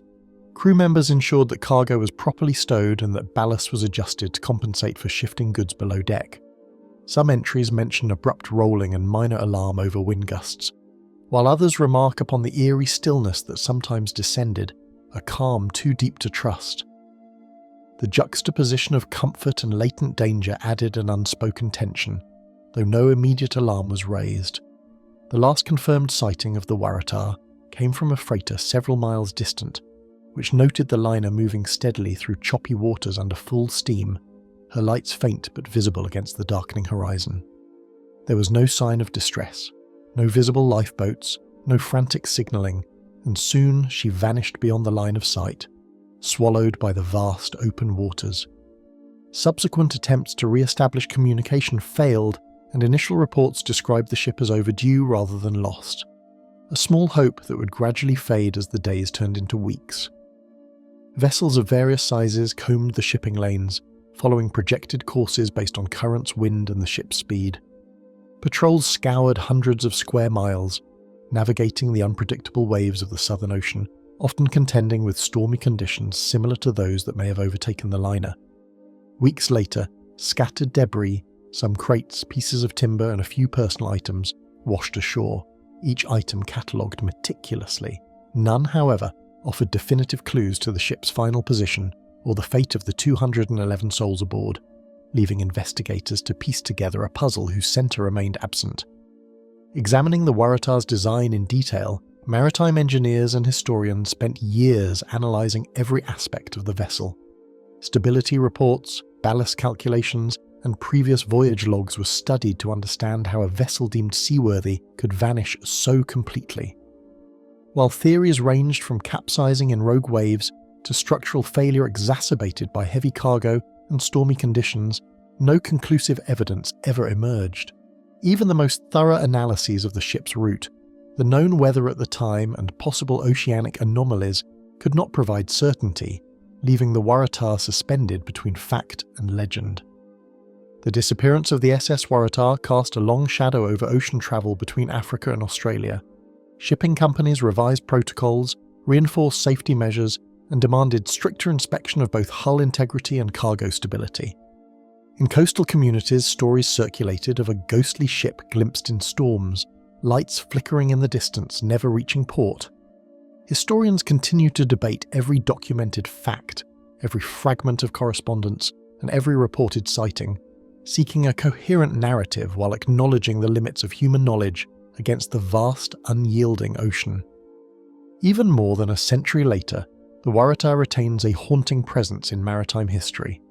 Her steel hull, her luxury cabins, and her carefully stowed cargo are remembered not as relics, but as elements of a voyage abruptly halted, leaving only unanswered questions. Every log, every debris fragment, and every passenger account illuminates part of the story, yet deepens the central mystery of how a modern, well-equipped liner and her hundreds of passengers simply disappeared. Silent against the endless horizon, the SS Waratah vanished, yet her absence speaks louder than any record, a lingering testament to the ocean's indifference and the fragile certainty of human endeavour. SS Manola, the wrecked ship of the Pacific Northwest. A passing freighter's lookout first spotted her, a steel silhouette drifting silently in the Atlantic, her decks empty and her flags slack in the wind. The eerie scene startled the crew. The vessel showed no signs of movement, no smoke from her funnels, and no evidence that anyone remained aboard. Waves lapped quietly against her hull, carrying her slowly along the currents, as though the ocean itself had claimed dominion. Observers could only stare, uncertain whether the ship was abandoned due to misfortune, mechanical failure, or some inexplicable force that had taken the lives of all aboard. Reports of the sighting spread quickly through maritime channels, and for weeks afterward, every passing vessel along her projected route carried the spectre of the unmanned steamer in its mind. Maritime authorities scrambled to reconstruct the Manola's last known movements. Logs and shipping company records confirmed she had departed from a British port fully loaded with coal, munitions, and other industrial goods vital to the war effort. Her crew, experienced seamen accustomed to the Atlantic's volatility, had been briefed on convoy protocols, ballast adjustments, and emergency procedures. Yet within days, communications ceased, and the vessel disappeared from all records of regular traffic, leaving behind only the unsettling accounts of those who glimpsed her drifting like a ghost in the vast ocean. The Manola was built for endurance, with a reinforced steel hull and twin engines designed to power her through both rough seas and wartime hazards. Her design prioritized cargo stability and efficiency over passenger comfort, reflecting the demands of wartime shipping. Compartments were carefully arranged to protect critical supplies, and her crew maintained strict routines to ensure that ballast remained balanced, engines functioned optimally, and all cargo stayed secure during turbulent conditions. These technical details, combined with the ship's experienced crew, make her sudden disappearance even more mysterious and unsettling to modern analysts. Company correspondence and Admiralty reports from the period reveal that the Manola had been operating under a secretive wartime directive, transporting not only conventional supplies, but sensitive materials crucial to the British war effort, including munitions and strategic industrial components. Some historians speculate that this dual cargo may have influenced both the ship's loading and routing, as heavier munitions would require precise ballast adjustments to maintain stability. These details underscore the precariousness of her voyage and suggest that her disappearance may have been compounded by the very cargo she was entrusted to protect, adding an extra layer of tension to the ghostly narrative that surrounds her. Winter storms in the North Atlantic posed an ever-present danger. Seasonal gales, sudden squalls, and freezing spray created hazardous conditions, and drifting mines, often laid by enemy forces, added an invisible threat to every passage. Historical records indicate that vessels navigating similar routes at that time frequently reported mechanical difficulties, minor collisions with debris, and near misses with mines. While the Manola was designed to withstand such challenges, the combination of unpredictable weather and wartime hazards may have converged with lethal effect, though no definitive evidence was ever recovered. Crew logs and personal letters, reconstructed from company archives, suggest that life aboard had been routine yet disciplined. Sailors maintained engines, inspected cargo holds, and recorded weather conditions meticulously. Officers checked instruments and ensured ballast was properly distributed, while daily reports on ocean currents and wind patterns were relayed up the chain of command. These fragments of documentation offer the only glimpse of human presence aboard a ship whose ultimate fate remains shrouded in mystery, and each entry underscores the contrast between the normalcy of operations and the catastrophic event that would soon erase the crew from history. The last known positions of the Manola are approximate at best. Wartime conditions disrupted regular reporting, and any delay in communication could obscure the precise timeline of her disappearance.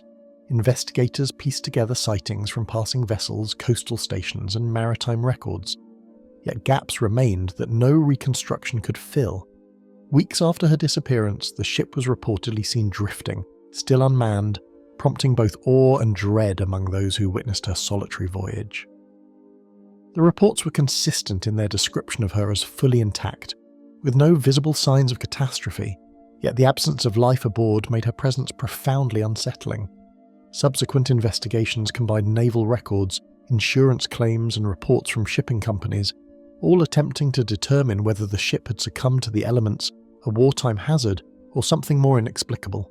Researchers analysed cargo distribution, ship stability, and engine logs to hypothesize scenarios, but none could fully account for the human absence.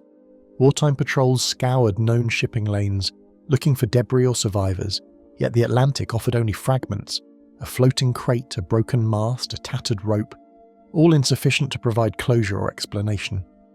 The legacy of the Manola extends beyond the immediate tragedy. Her disappearance influenced the design and operation of wartime cargo vessels, emphasizing redundancy in navigation, signaling, and convoy protection. In maritime culture, she became emblematic of the Atlantic's unforgiving nature and the eerie persistence of ghost ship stories.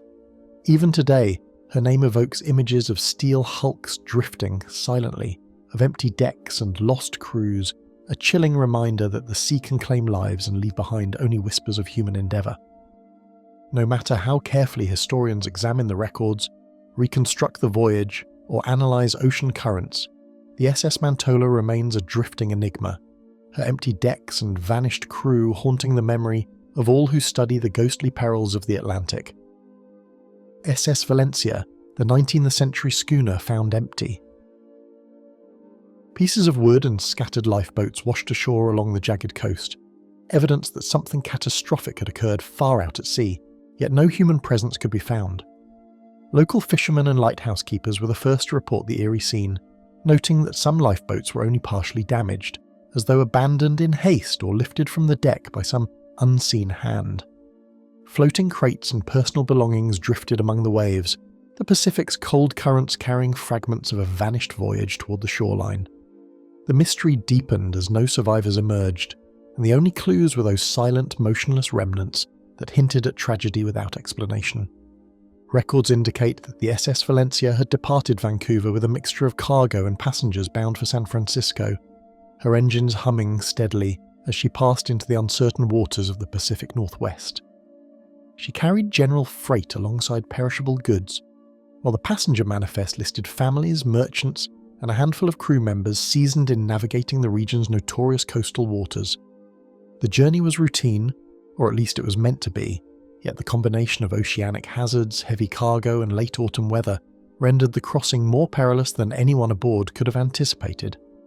She was a modern steamship for her time, with a steel hull and accommodations designed to carry both passengers and commercial freight, yet even such advancements offered little defence against the coast's treacherous conditions. Her boilers were reliable and her engines robust, but the structural integrity of a ship could only withstand so much when the sea itself seemed intent on testing it.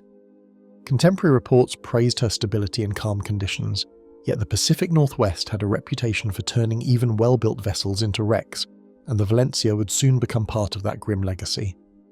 Fog rolled in from the ocean, concealing jagged rocks and shifting currents, while sudden gales and freezing waters made navigation in the area notoriously unforgiving.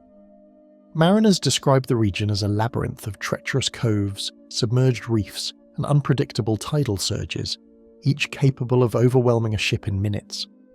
Storms could rise without warning, masking sound and sight, leaving crews to navigate by instruments that were imperfect in the era before modern radar.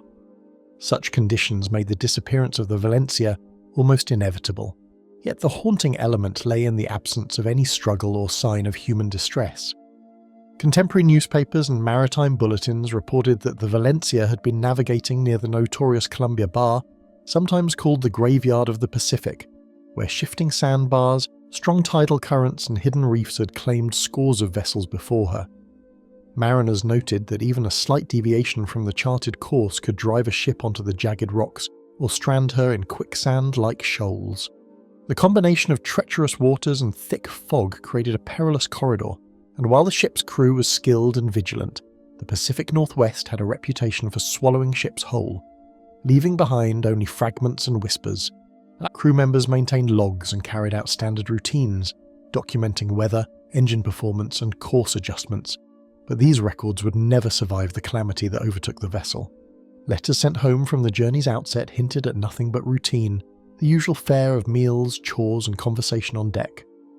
No final messages were ever received, and the silence that followed allowed rumours to take hold, giving rise to whispers that the ship and all aboard had been claimed without a trace, leaving behind only drifting fragments as testimony. In the days and months after the disappearance, locals and mariners reported drifting lifeboats, scattered cargo, and on occasion, glimpses of a ship's outline in fog, fueling speculation that the Valencia had become a permanent phantom along the coast. Some described seeing her silhouette at dawn, low in the mist, appearing to move with no discernible crew, while others found washed-up items that seemed eerily preserved, as if time itself had stalled aboard the vanished vessel. These accounts, repeated by multiple sources over several years, cemented her place in Pacific Northwest maritime lore, bridging the gap between documented disaster and spectral legend. Official inquiries gathered testimony and debris, yet despite exhaustive examination, the exact sequence of events that led to the Valencia's disappearance remained elusive, leaving the Pacific Northwest coast haunted by unanswered questions. Insurance investigators, shipping company representatives, and naval authorities all examined the wreckage, mapping debris fields and reconstructing potential drift patterns, but the absence of definitive wreckage or survivors thwarted any conclusions. Historians and maritime scholars have since debated whether a sudden storm, a navigational error, or a combination of environmental factors caused the tragedy, yet the ghostly reports continue to defy closure. The legacy of the SS Valencia endures as both a cautionary tale and a spectral phenomenon, a reminder of the Atlantic and Pacific's capacity to conceal human endeavours. Her disappearance influenced shipping protocols, inspired search and rescue adaptations, and contributed to local legends of ghostly vessels emerging from fog or vanishing before any eye could fully capture them. Today, the coastline bears witness to her story through scattered artefacts, historical records, and the persistent shadow of imagination and fear, ensuring that the ship's memory remains alive in maritime consciousness. When dense fog settles along the rocky shores, some swear they glimpse the faint outline of the Valencia, drifting silently where the sea has claimed her, a ghostly vessel that refuses to rest.